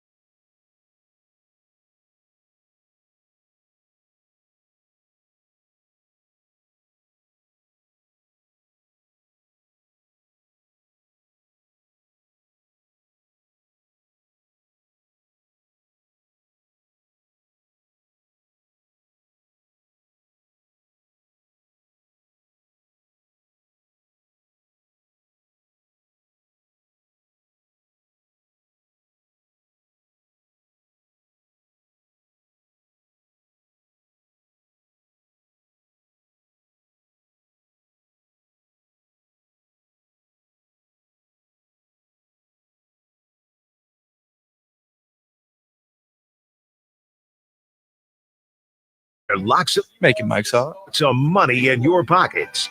Now, the locks. All right, brought to you by Upper Crust Pizza and Wine Bar in Phoenix. They're your Ohio State Alumni Club of Phoenix. It's a pizza parlor. It's like an inside-outside. You can Bring your family there, as well as a bar and patio for ages 21 or older. Upper Crust Pizza and Wine Bar in Phoenix, right next to Costco at Cave Creek and the 101. All right. Last week, what do we got?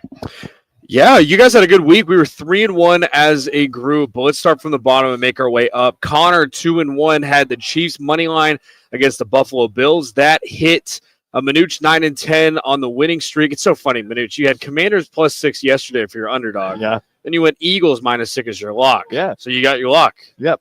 Got my lock, baby. Fair enough. And then Rock, 11-7-1, Eagles to win. That hits, and then just sneaking above him is myself at 12-7. I had Saquon Barkley rushing touchdown and Josh Allen rushing touchdown.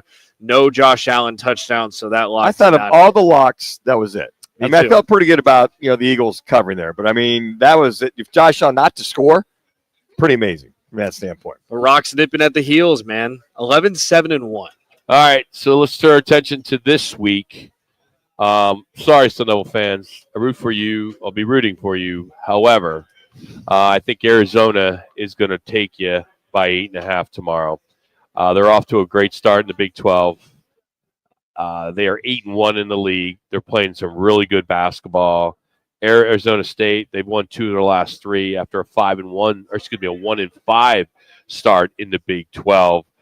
They did, have a lead against the number 3 Iowa State Cyclones last week, but with the injuries that the ASU Sun Devils are having right now, I can't imagine them being able to get by the Wildcats. They're just such a better basketball team right now. So, sadly, my prediction is ASU will hopefully make it a close game, but I do think Arizona will pull it out.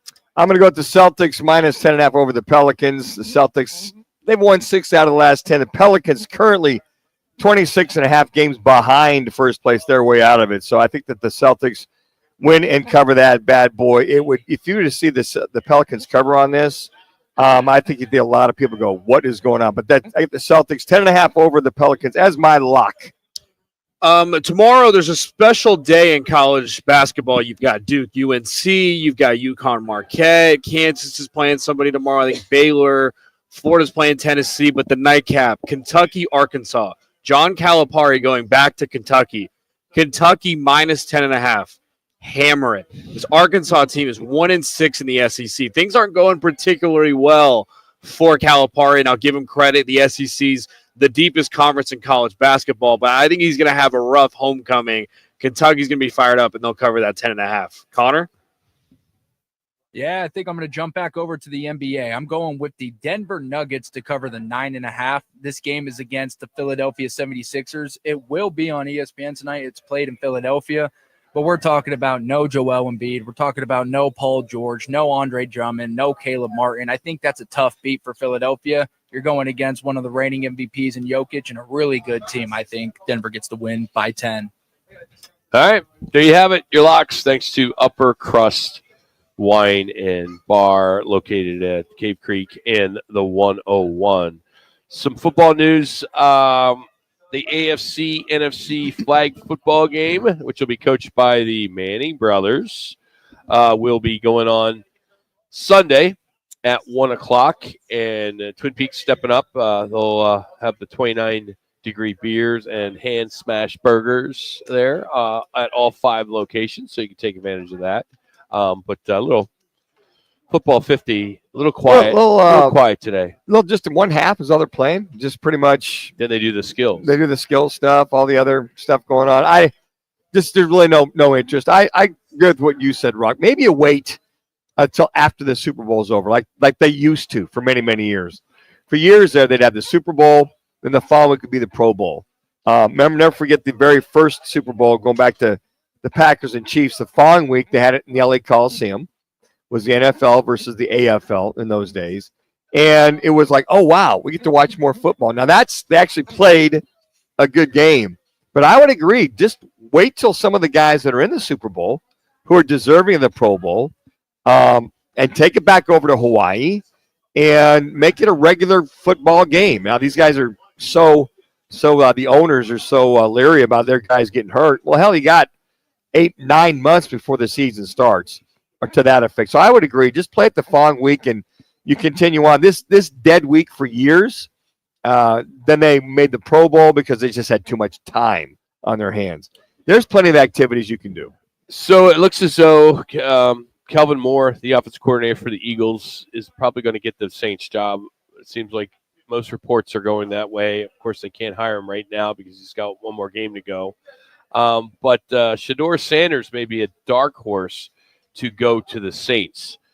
Some talk there that if they do hire Moore, they have the 9th pick overall, that you could see a big-time trade to see if Shedeur could maybe sit behind Derek Carr for a year, which would probably be a good thing. Sure, I think it would be. I think Derek Carr's got some good football left in him. The only problem with that, the Titans could use a quarterback. I think Will Levis he's serviceable, but I don't think he's the answer. Well, he's got the skill sets of a number 1 draft choice, but that hasn't really correlated yet. Now, how much of that is his offense, his line? I mean, there's a lot that goes into that. But I mean, or do you throw him in the fire and you take him, you go to Cleveland?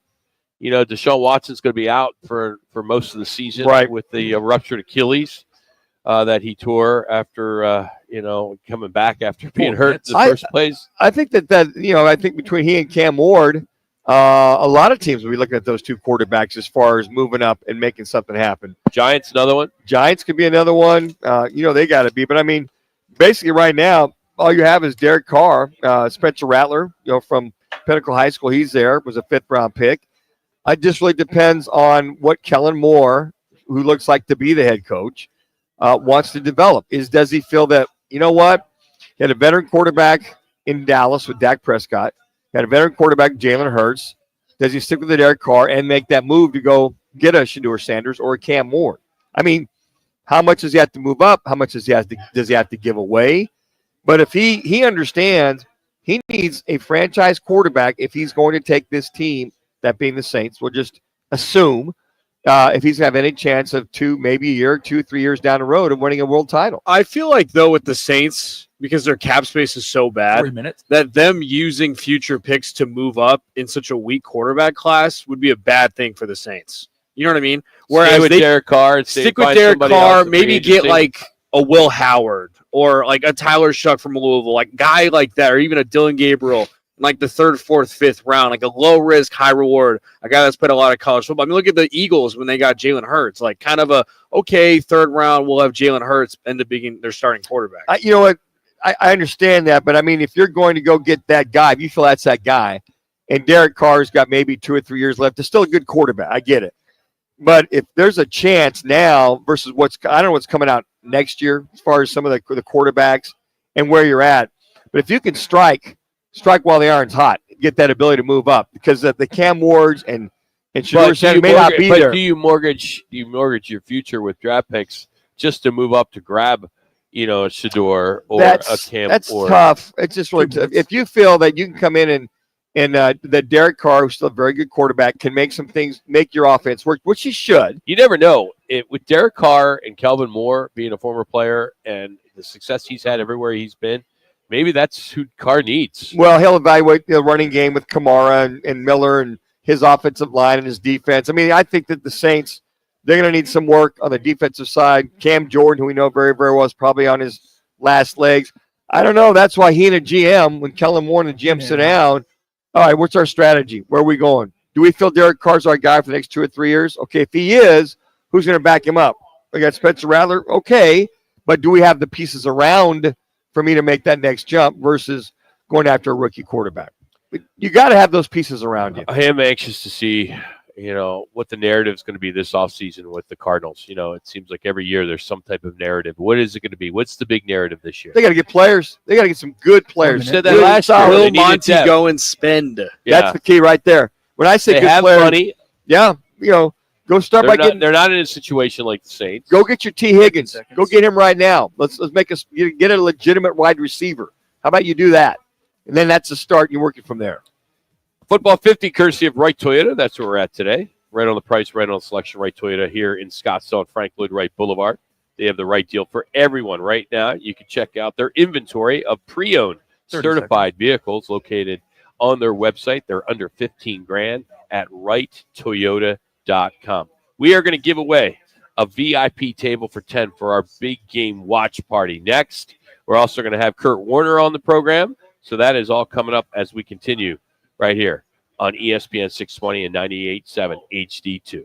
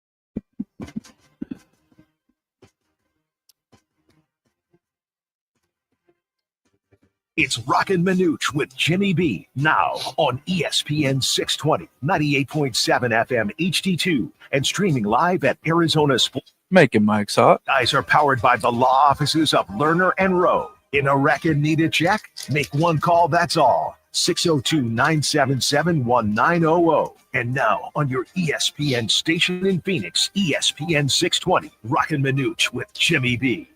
All right, out here, Wright Toyota. Kurt Warner will join us in about 30 minutes. We'll catch up with him before he gets crazy for Super Bowl week in New Orleans. Speaking of the big game, we will be hosting our annual big game watch and win party. We have moved it to Weekapaw Casino and Resort, and they have stepped up, and they're doing a special room rate if you want to spend the night there on Sunday. Normally $249, now $159. All you got to do is just call the casino, call Weekapaw, and mention the big game watch party, that you want the discount, and they'll give you the $159 instead of the $249. So it's that easy. This super big game party, Good catch, Rock. is free. No cover charge, no minimum drink, $15,000 in prizes and games. We're doing $100 props. We're doing $25 squares. We're doing a progressive jackpot after every kickoff. We're giving away 4 big screen TVs, one every quarter. They're doing walking tacos. They're doing Nathan's hot dogs. They're doing brisket. They're doing all kinds of real cool stuff. They're doing Dos Equis for $4, drafts and bottles and cans. So you can't beat that. $4 for a Dos Equis, as they are a partner at the big game at Weekapaw. Now, if you would like a reserved table for 10, and everyone in your party will also get a extra $25 square, so you can win up to 100 every quarter. And Weekapaw is going to throw in some goodies as well, and a spring training ticket to see the D-backs and the Rockies on Saturday, February 22nd. That alone is worth it. Spring training tickets with the Snakes on a Saturday at Salt River Fields. So all that is part of our VIP table for 10. We'll take the 5th caller at 602-230-0620, 230-0620, if you and your buddies want to join us with our big game watch party. Going to be a lot of fun. We'll have our typical going on, getting out there early, getting all set up for the big game. What do you do? What do you mean? Let's talk about that. Set up. You such fool. You don't do anything. What are you talking about? You, Jimmy, Jax, Barney don't do anything Whoa, but show up. Wait a second. What are you doing for the Super Bowl party? Whatever you tell me to do. Exactly. Good. Jimmy Nooch just went on record saying, "Oh, we're doing this, and that." Yeah, we get out there. I keep track of the props. That's what I do. Yeah, you're gonna have the computer. You're gonna run the laptop. Yeah. So when that progressive jackpot, after we add $25 after every single kickoff, hopefully it'll be a high-scoring game. We'll give away more money. We'll be standing there. I mean, just to get the names out, Rock, is part of the is that's half the your battle. job. That's my job. Make the names, pronunciation. Make sure. Yeah, and then Barney and I, we kind of make sure that nobody, everybody's situated. Folks are coming in and out. And Jimmy and Jimmy. Well, Jimmy just kind of he's just kind of there for show. Here's what's so funny is Jimmy already said that he's booking a room. So no way. Yeah, he said booking a room yesterday. Yeah. So I'm like, all right, he's going to be there for the long haul. Maybe he'll be too tired to walk to his car afterwards. So he figured he might as well take advantage of a $1.59 to stay at that nice hotel. He's got that drive from Sun Lakes all the way out there to Weekapaw. So that's probably a good hour. We're here. It's 20 minutes to Scottsdale. Everyone thinks it's not far at all. That far at all. You take a left, it's a mile. It's right there. And a lot of people don't realize that they renovated the whole thing. The sports books is just out of this world. Jimmy said this yesterday. He goes, you know what? Maybe I'll take a drive out there this weekend. Yeah, he's going there this weekend. Just to check it out. I went last weekend. I mean, that's cool to go check it out, but he wanted to kind of test the drive. And I said, that's great. Take your lovely significant other, take him. To test the drive. How far is it? Well, it's not that far, Jim. It's not, should I take Baseline, Beeline Highway, or should I take Shea? So, well, Jimmy, tell you the truth, I just take the one to Shea and go across. I'm anxious to see if he figures out how to get to TPC DraftKings on Monday, because he has been asking since Monday. Oh my goodness! On how are we going to get there? Where is he going to park? What am I going to do? I'm like, dude, figure it out. If you got an Uber there, or you need to drive somewhere, park somewhere else because you don't have a parking pass, figure it out. What would you do to your kids? You would have your kids figure it out. You have to figure it out. It's funny how you old guys you go back to being a little kid again. Once you get really old, then you revert back to being a little kid, which Jimmy's doing now. Jimmy's got 10 years on you, or more, and basically he's just you gotta hold his hand. I've been driving around this town for 50 years. I know this town this way, that way. As far as getting somewhere, I know the shortcuts. I know how to get there. Now, explaining to somebody, it's kind of funny. A lot of the younger guys, I'll explain, okay, this is where you go. Just write this down. Well, I'll just plug it in my GPS. Well, okay, but that GPS it's a Cactus Park in Moon Valley and a Cactus Park in Scottsdale. Actually, I had a kid go, well, I'll just GPS. Let's say, okay, what's in Scottsdale? He went to the one in Moon Valley. I try to tell him, let me give you the directions how to get there. Now, I understand the GPS, and you'll plug it in, but there's sometimes I know GPSs take people to other places So knowing this town extremely well, I don't have to do that, Rock. I understand how to get in and get out. All right, Brian Regal. Is that how you say it, Connor? Brian Regal's our winner?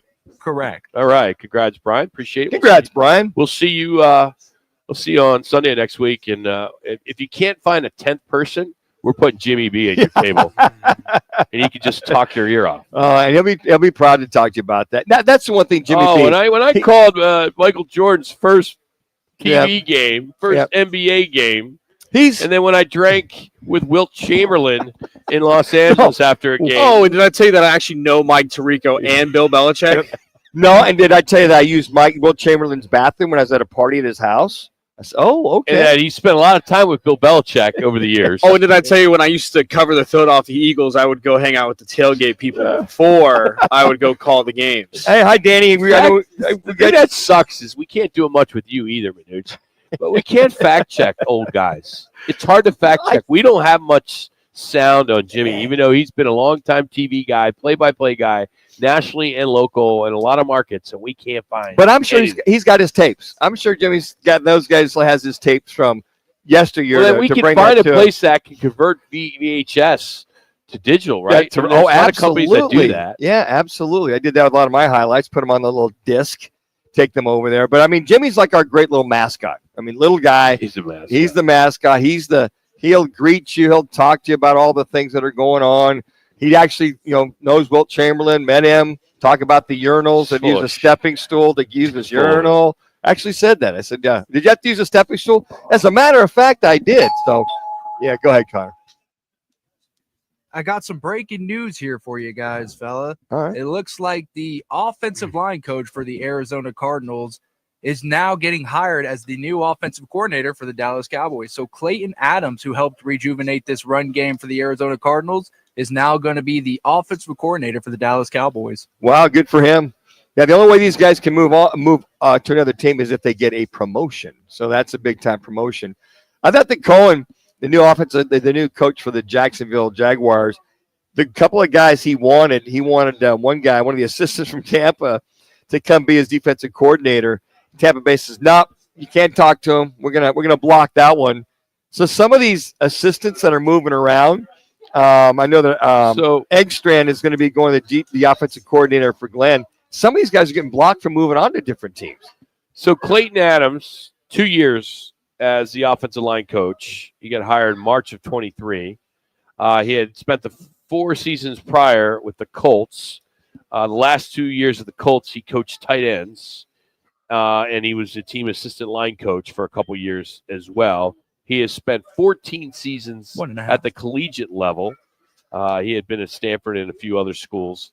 So that's a big step for him. Yeah, it is. You go from a line coach to an offensive coordinator in Dallas. Yes. Talk about the pressure this guy's going to have. Well, and Brian Schottenheimer was the OC there in Dallas, and so Mike McCarthy called the plays. So as the OC, I'm sure that offense will be similar, that he'll have his guys prep him for the game, that being Adams. And then, is what I understand, Brian Schottenheimer is going to be calling the plays. He'll be the head coach.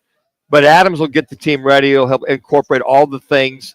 So he'll be that guy getting them ready, and then he and Schottenheimer, I'm sure, will converse with the running game, and then Schottenheimer will be calling the plays. Yeah. Kind of like McCarthy took over the play calling this last year as the OC and called the plays. And was the year before Kellen Moore went to Philadelphia. He allowed Kellen Moore to call the plays for a couple years there. So that's a good sign sometimes when you see you losing a couple of coordinators. Well, the big thing, I know the other one of the other coaches has left the Cardinals, and you just wonder how long that Gannon could keep his staff together. And if there's a chance for these guys to move up, to go from a line coach to an offensive coordinator, you got to move on from there. But for all intent and purposes, it sounds like the Cardinal staff is pretty much still intact from last year. So the Suns, Devin Booker, not selected as of right now as a reserve for the 2025 NBA All-Star Game.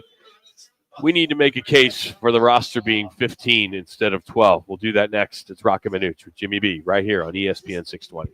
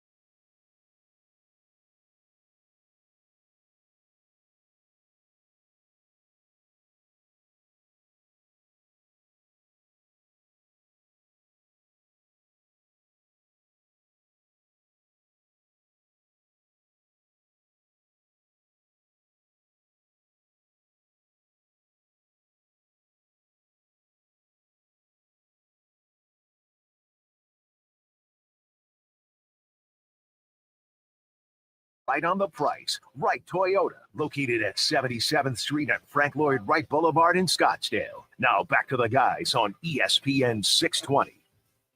Well, Devin Booker was not selected as a reserve for the All-Star game. It would have been his 5th All-Star appearance. Now, unless the commissioner, Adam Silver, picks him as an injury replacement, it will mark the second time in 3 years that he has been snubbed. And he was snubbed for Anthony Edwards and James Harden. Mm-hmm. Both of those two are having great seasons, as they always do. Mm-hmm. The teams that they play for, those franchises are near the top of the West standings. Yes, so they I think are. that has something to do with it. But we still got a couple weeks. There may be some injuries or a player doesn't want to play, and maybe we will see Devin Booker. Yeah, and a lot of merit as far as where teams are at, where people – but you just look at the coaches that voted him in. I mean, you talked about Booker. He's 15th in the NBA in scoring and assists. And he, along with 3-time MVP Nikola Jokic, is the only other All-Star that was not incorporated as a reserve. Point with Anthony Davis and Edwards and Harden as the guards. Jackson Jr., Sengun, Wembanyama, see that, Jalen Williams, and then that pretty much rounded out as far as the reserves are concerned. But I don't understand when the guy's averaging 25.5 points and close to 7 assists that the head coaches didn't vote him in for what he's meant. Now, he started off a little slow. We talked about that. Well, he missed 5 games. He missed 5 games. He had a groin strain, but he's turned it on in January. He's averaging 27 points in January. Exactly. He's shooting 47.2% from the field this month. So, it does make sense for him to be there. But when there's only 12 roster spots, that's tough. I don't know why. Why only 12 when you have 15 guys on a team? Yeah. That's the thing I don't understand. This is a different style. They're doing a tournament style where the captains are going to pick the teams, and then an East-West format will return. But basically, 3 of the teams will be made up of the 24 players, while the last team will be composed of the winners of the Rising Stars. So they're going to participate. Speaking of the Rising Stars, be in it now, so he has been added as a replacement. So you got him there, you got Durant there, and that's it. Do you think that this new format is just everybody got tired of the pickup basketball game, first one to 175 wins, since it really is just going up and down the court, alley oops, and it's like all these layup All-Star drill, games, like all these All-Star games, like the Pro Bowl. They try too hard to make all these changes. I agree. Just stick to what you've been doing for years. Fans are used to watching it. They used to like it. If they're going to shoot 170 points, so be it. I agree. Who cares? A matter of fact, it's what it's all about. I do enjoy the passing skills event for football. I do enjoy the skills event for basketball, 3-point contest, some of the dribbling and all those skills. I like that better than a lot of the NFL skills. There's just a couple. There's more to it. Hockey's the same way. I like the hockey skills. I mean, I just appreciate how good these individuals are at the different skill sets. But I'm like you, Rock. I'm like, okay, so if they score first 1 to 200, hey, I'd love to see that. Matter of fact, a couple of years ago, I think it was 184 to 182.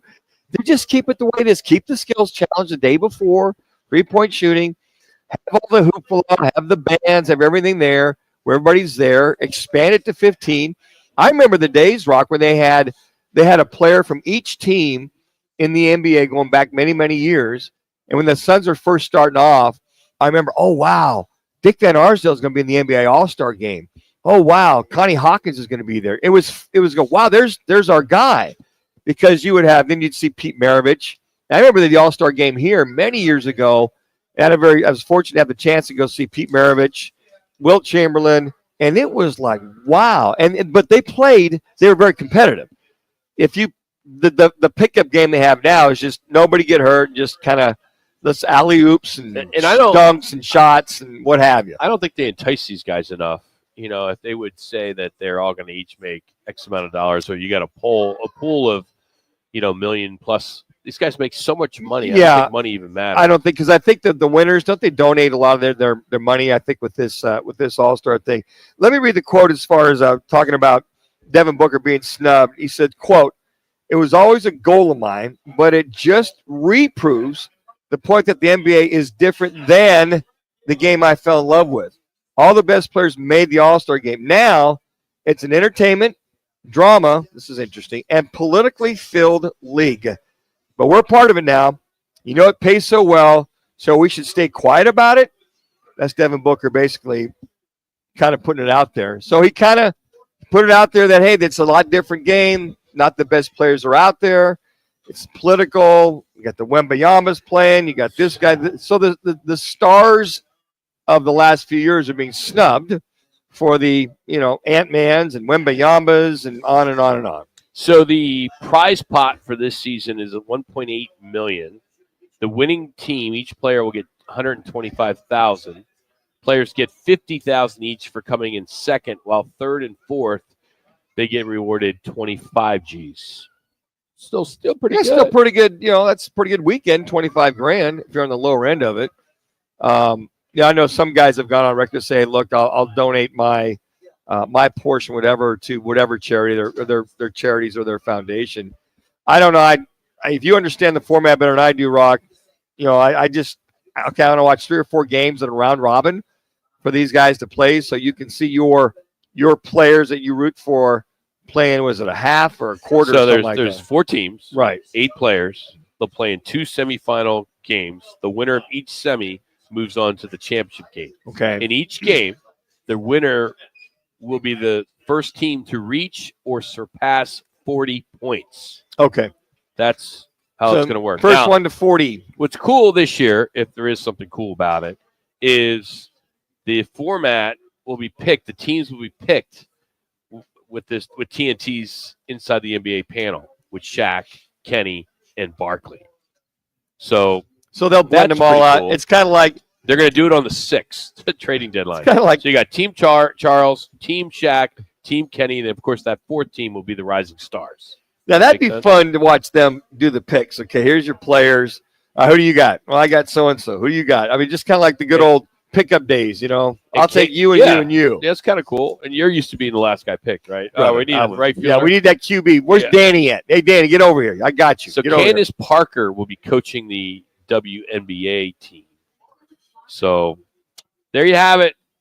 It's at $1.8 million. 5 minutes. I don't know if that's enough, but I don't know. It's we'll see. just washing it down. I think Adam Silver's looking for anything, Rock. The numbers are way down. He's looking for anything to kind of enhance or spice it up or do whatever. Sometimes I feel like the strike zone of Major League Baseball. It sounds like it's eventually going to go back to being automatic. Just adjust to the umpire behind the plate. Now, if you want to do a challenge, okay, I get it. I understand that. But if you're going to do a few things to tweak an all-star game, some of these guys are doing whatever they can to get eyeballs on the game. I think they're making a mistake on the time of the game. The game is 8 o'clock Eastern. So locally in San Francisco, of course, that is 5 o'clock. Right. I think if they move it up a little bit, it would do better. That'd be yeah, you're right. Yeah, like 3 hours. Up to like a 6 o'clock Eastern. Yeah. I think it would get more eyeballs. 4 I think minutes. people are looking for stuff to do on a Sunday. Mhm. You've gone 5-6 straight months every Sunday, maybe going and watch football with your buddies at your bar or whatever refreshment stand, and you're looking for an excuse with your significant other. Hey, man, I can't miss this All-Star game. Right. It's going to start at 2 o'clock. Let's do it. And it's just like football. And then you're Whereas done. the 6 o'clock Sunday night games, Yeah. I think most of us that watch football, you watch the first and second game at your establishment, at your friend's house, and then that last game, the night game on Sunday, you watch it home. But I think what was cool was when Jordan, all those guys are playing. You had the Saturday night was the slam dunk competition. That was must watch TV. And I remember we had a couple of parties at our house for slam dunk competition. We had a bunch of folks over. But the Jordans were slam dunking, Drexler, all those guys were involved in it. Are they having a slam dunk this year? Are they having a dunk contest? I haven't heard really any publicity. The slam dunk. We'll hear it. It's still early. Yeah, but I mean, it was kind of a thing. 3 minutes. The top players in They're the still league. doing it. Yeah. Are they okay? And they're going to do a 3-point contest, and then they're doing the skills challenge. Okay, so skills challenge, 3-point contest. So it'll start Friday night with the celebrity game and the Rising Stars. Okay. And then all that skills stuff happens on Saturday, and then the game at 6 o'clock local here. So they have the slam dunk with the skills. Everything, all like that Saturday. type of stuff is on Saturday. Yeah, it just meant something that there's so much more, because you know why? Because the stars were all involved. They were there. I mean, I'd still not that he's 40 some years old to see LeBron, to see if he still got some game as far as dunking, and he does. Love to see Wembanyama. I don't know if I don't even know who the guys are in the slam dunk. It'd be fun to see how with this guy 7'5", 7'6". When he goes to the rack, he almost dunks every time he goes to the rack, to see the creativity. But nowadays, it's who is that guy? But I will say this: last year's slam dunk winner, I can't remember. Talk about creativity at its finest. It was fun to see, even though you know who some of these guys are, with the creativity side of things. I agree. Yeah, I mean, I'm going to tune in. Why not? Well, not much else going on Saturday night.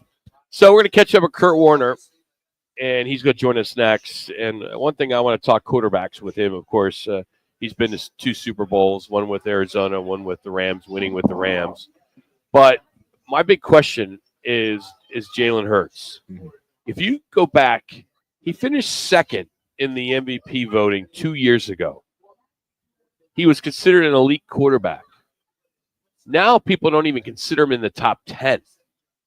It's Josh Allen, Lamar Jackson, and Patrick Mahomes. Pat Mahomes. Right? Pat Mahomes. Burrow. Right? And put Burrow in there as number 4.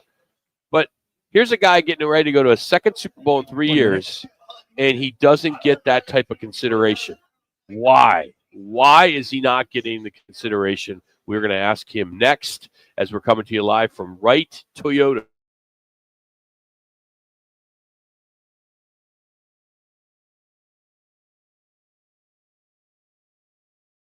That are certified pre-owned vehicles under $15,000. So if you're in a market for a new automobile, this is the place, Wright Toyota in North Scottsdale. Kurt Warner, scheduled to join us next. Also, he had an interesting tweet this week that he said, I'm going to read it real quick.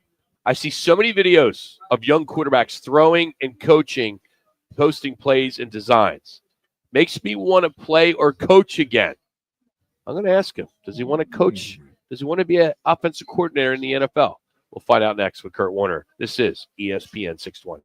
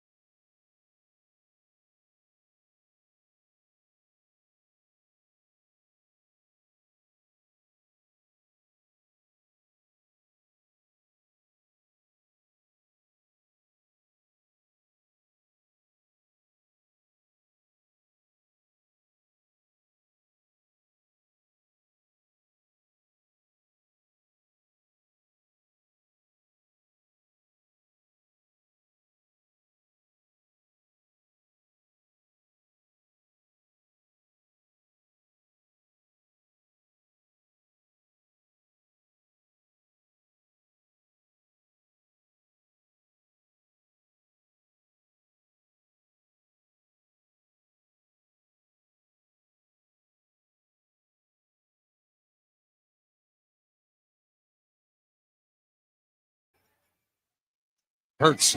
Quarterback draw. He's at the 5. He is. I'm going to make Mike Saw. I guess his leg's all right. This is a well-executed play once again. Jalen does a little things. That's Jalen Hurts with the 9-yard touchdown run against Washington last week. Of course, it's now Eagles and Chiefs in the Super Bowl. Joining us now, Super Bowl MVP with the Rams. Of course, took the Cardinals to the Super Bowl as well.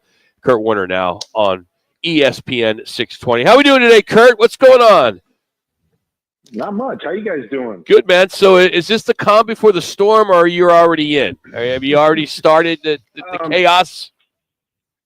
Well, I mean, the great thing for me is like during the regular season when I have to watch 16 games and go through all the tape and do all of that, it makes for a grind. When you're down to 2 teams, and you know 2 teams because you've watched them all year long, and you really only have to go back and kind of watch their matchups or watch their previous game, it makes it a lot easier. And you dive into more of the nuance of the game, the different matchups, the different key aspects of the game, but you're not looking at, 32 teams and trying to go that route. So I'm already in the heart of it, but I've already got most of my work done for the Super Bowl. And so it's kind of nice that you got 2 weeks and you get a lot of it done. And now you get to sit back, talk about it, and enjoy it.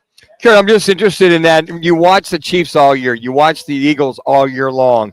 And I know these guys do a lot of self-scouting just to make sure that somebody can't get their tendencies down pat. But what is the commonality when you watch the Chiefs all year going into this game? And what is the commonality with the Eagles as you watch them all year coming into this game that makes them so successful? Well, I mean, the first thing with the Chiefs is they evolve throughout the year. And so, I got a chance to sit down with Andy and Patrick this week and kind of asked them a little bit about that. And, a big part of their process is, trying things throughout the year, knowing they're a good team and they're winning games, trying things with different guys and seeing what they can do and what their role has to be. And I think a great example is like Xavier Worthy came into the year and, we heard all about his speed and breaking the record at the combine and expected him to be that big play guy for this team. And, we've seen some moments of that, but that's just not how this Chiefs team is really built. And he didn't really show the consistency to be that guy every time out. So you've seen him kind of evolve into, this year's version of Rashee Rice, where he's the underneath guy. He's the trick play guy. He's the guy that you get the ball in his hands quickly and allow him to use that speed and playmaking to make the big plays on short throws, which is what the Chiefs have really been. And so that's kind of the interesting thing to watch is how they've evolved throughout the year to become, a team that can compete for a championship again, because on paper, they don't blow you away. When you watch them every week, they don't blow you away. They're not wowing you with this unbelievable offense that they have, but they just find ways to put their different playmakers in the right position to succeed. And that's been kind of the fun thing to watch, coupled with, Patrick doing Patrick things, which is, again, this year, it's not the no-look passes and the 40-yard bombs. It's third down, move the chains. How do you get to move the chains this time? Oh, use your legs a little bit, buy a little bit of time, get the ball out of your hands quickly. But he's so masterful at making decisions in the moment and moving the chains that's really been kind of their MO this year compared to years in the past. And then on the other side, I mean, obviously we all know it's started and ended with Saquon Barkley this year and that offensive line and dominating there. And so the pass game has really taken a back seat to that. But I think we have to, make sure that we don't just overlook Jalen Hurts and what he's capable of and the A.J. Browns and Devontae Smiths, because I think we got a glimpse in the championship game again. Or if you go back and watch the Super Bowl from 2 years ago, I mean, Jalen Hurts was awesome. And he made big throw after big throw, and he's shown the capabilities of doing that.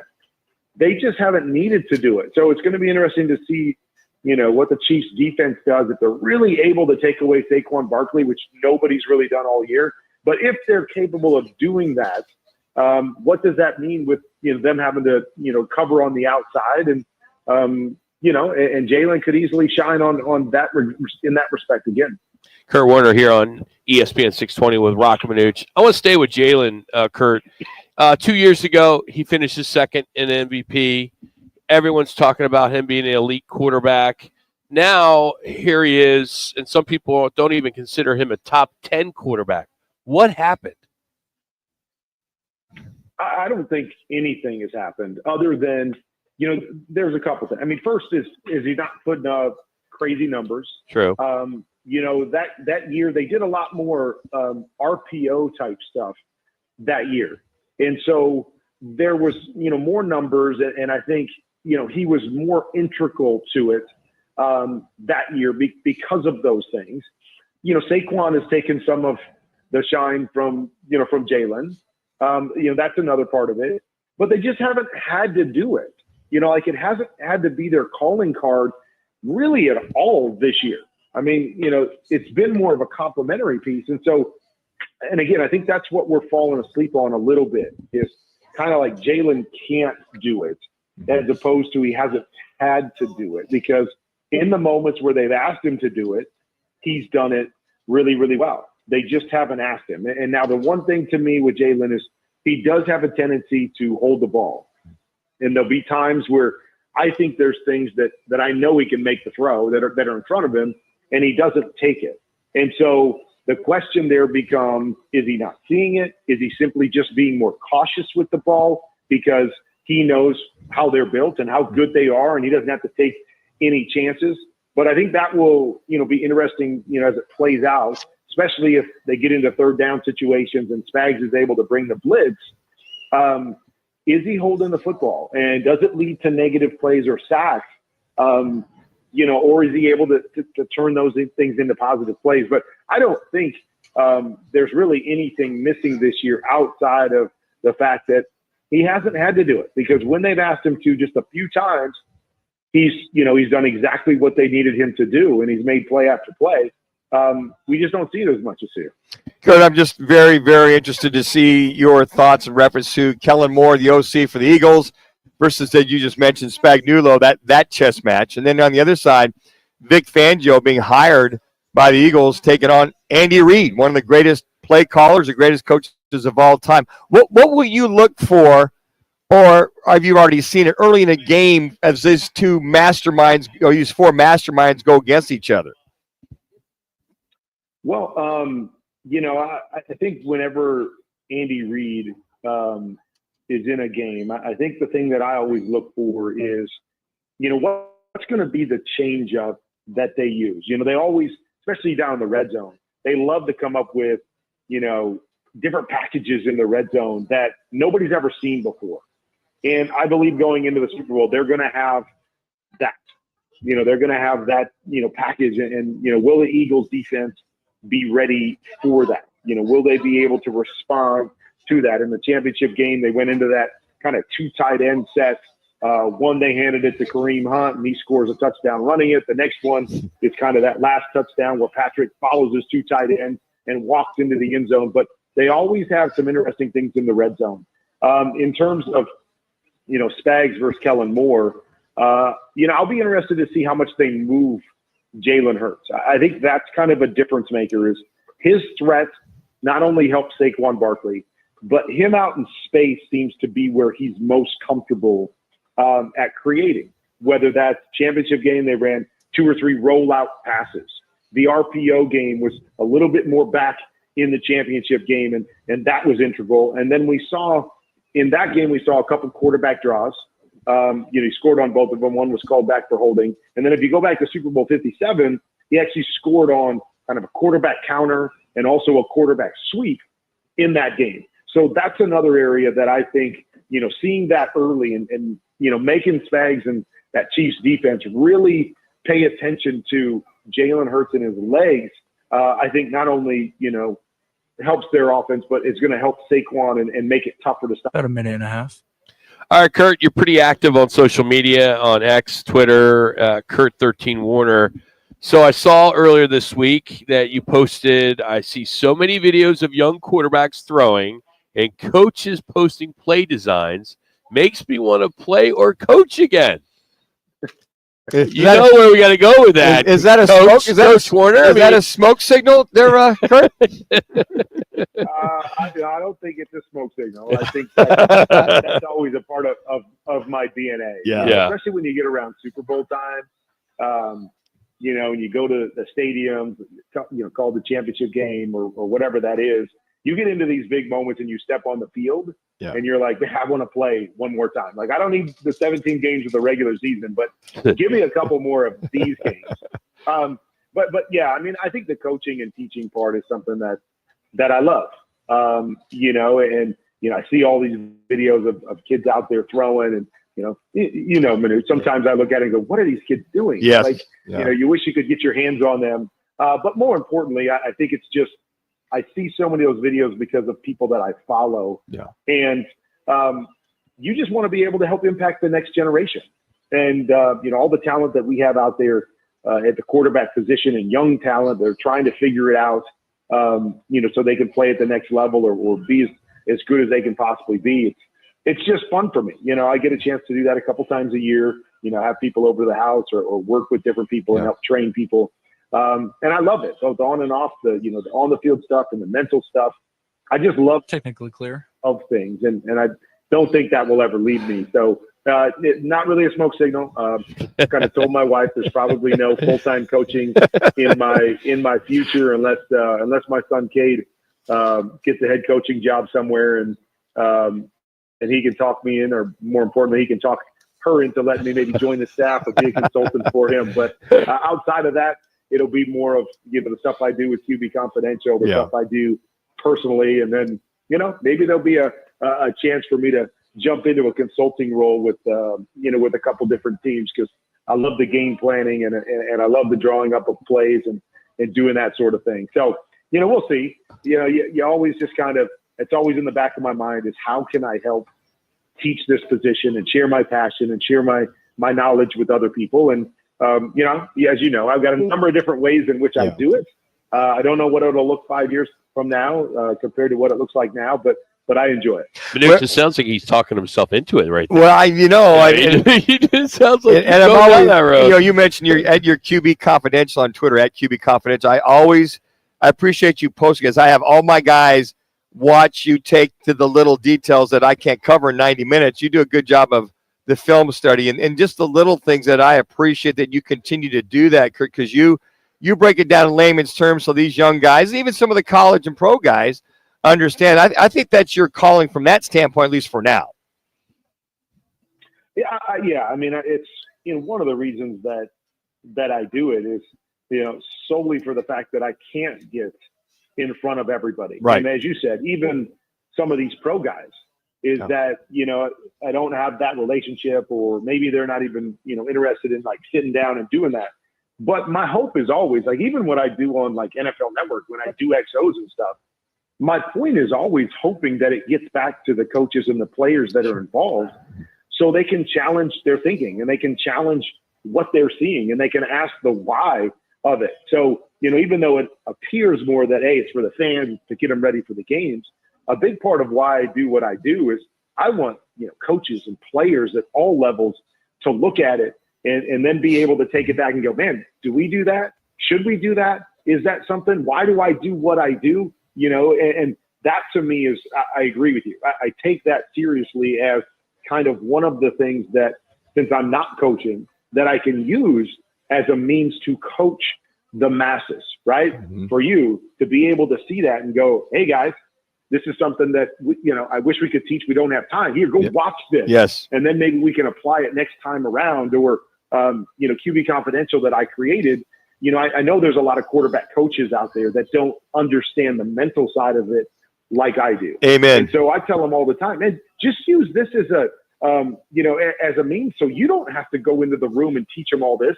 Tell them to go watch whatever Blackboard Breakdowns, number 37, and then you can take them into the the room, and you've already got it taught for you, and you can answer questions, and you can take, so it can be a supplement for these guys and for these coaches. And so that's really why I created it. And and so I think you're right, is that it's my way of kind of teaching and coaching, without being in a full-time coaching role.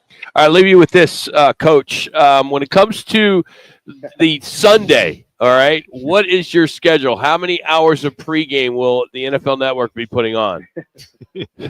Too many. Too many. I think we've got 8 hours, 7.5 or 8 hours Wow. On Sunday. Yeah, it's crazy. But, I mean, we all know what the Super Bowl has become. Sure.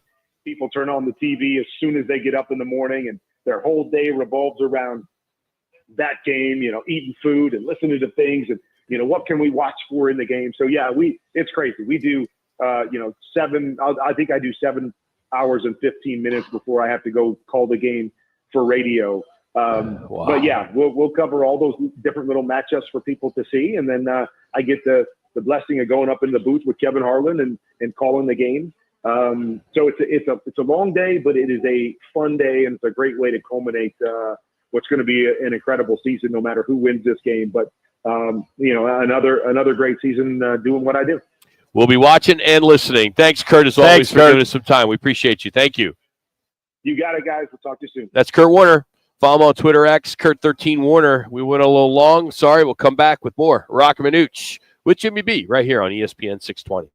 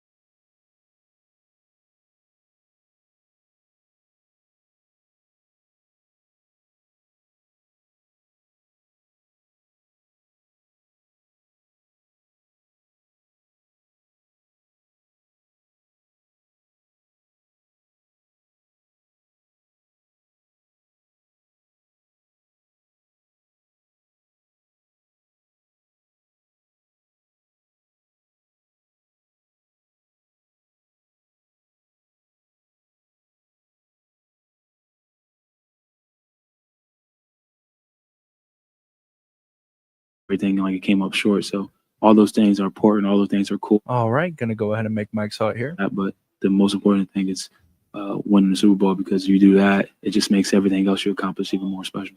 At Saquon Barkley earlier this week for our Learner Row 1 call. Interact, need a check, make one call. That's all. 602-977-1900. Here's what's on tap, brought to you by the Roc and Manuch Amber, poured by Dos Equis, available at a refreshment stand near you. Tonight, here come the Suns, the pregame show on the Mothership 98.7. Then that starts at 7. Pregame at 7:30. Tip-off is at 8 o'clock, Suns and Warriors. Also, tomorrow morning, 10:30, ASU basketball pregame on 98.7 with the tip-off at 11 as Arizona and Arizona State will go at it. And then here come the Suns pregame, followed by the Suns pregame at 7:30 and 8 o'clock. It's Suns at the Blazers Saturday night on 98.7. And then Saturday, got the Pro Bowl, 1 o'clock on ESPN and ABC 15. Yeah, I got those Suns on that 4-game road trip, back-to-back games, and Monday, Portland again, then OKC. Hope they can win, I don't know, maybe 3 out of 4 for the Suns from there. Hey, real quick, Sun Devil Baseball, they just recently announced their rosters. They're doing a inaugural alumni celebrity softball game on Sunday. It will be at Phoenix Muni, and it's part of the spring kickoff weekend. And it's a free event for fans.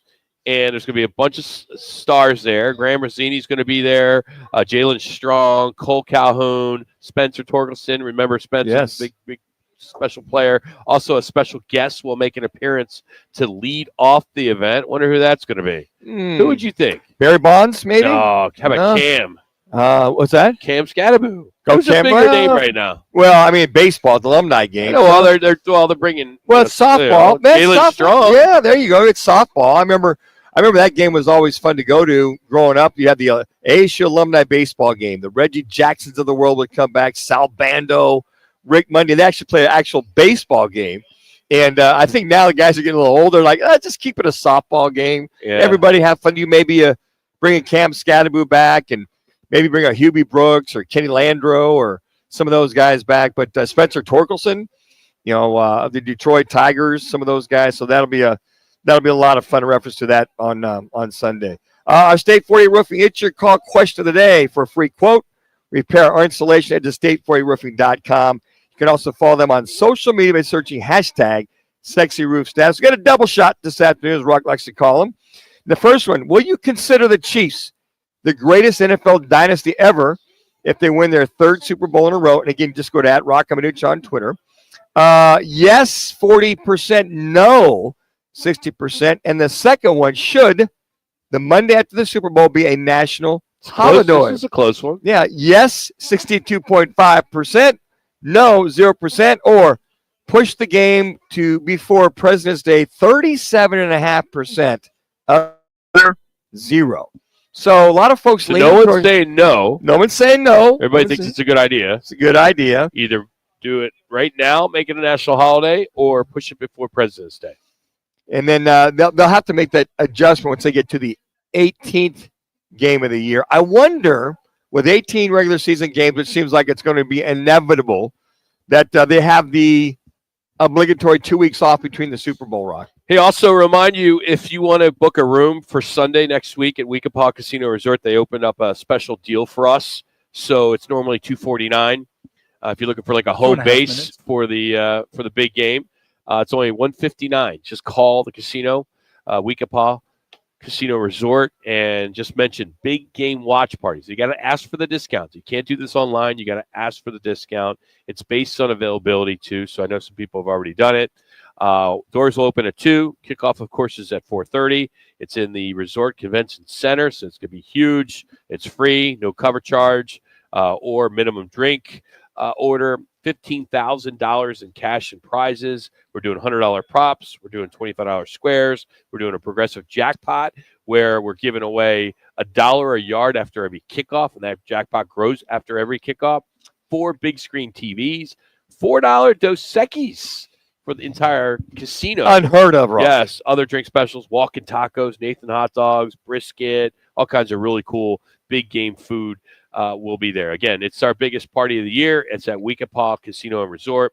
We've been doing this for 25 years. We've been hosting this event, and this will be the biggest And, of course, if you've been listening to us for the last 20 years, you know where we have been. We have now moved it to Weekapaw for our big game party here now that we're on ESPN 620. So pretty excited about that. Monday going to be at DraftKings, Monday and Tuesday over the TPC. Especially we're going to have our good buddy Rudy Carpenter. A little love for Rock's Eagles. We'll have the Eagles played by Play Voice. Merrill Reese. Best. Please stopping by. We'll have a little factor for Craig Fooey. Sports handicapper Johnny Avello also stop by, along with Frank Sanders, all Monday at DraftKings at TPC. And we'll give away some tickets to the WM Open for later in the week, Friday, Saturday, and Sunday. So we'll do that as supplies exist and last for that. It's a hot ticket. Hot ticket. Hey, if you missed the interview with Kurt Warner, Mark May, you can go on our page, either a website, Roc and Manuch, or just download the Arizona Sports app. That's probably your fastest way to get to it, arizonasports.com. And we podcast all our shows there, along with all the shows on 98.7. So another week in the books for Connor, for Jax, for Jimmy B, and for Manuch and our friends here at Wright Toyota. I'm Rock. Have a great weekend. We'll see you Monday, 1 o'clock at the WM Open.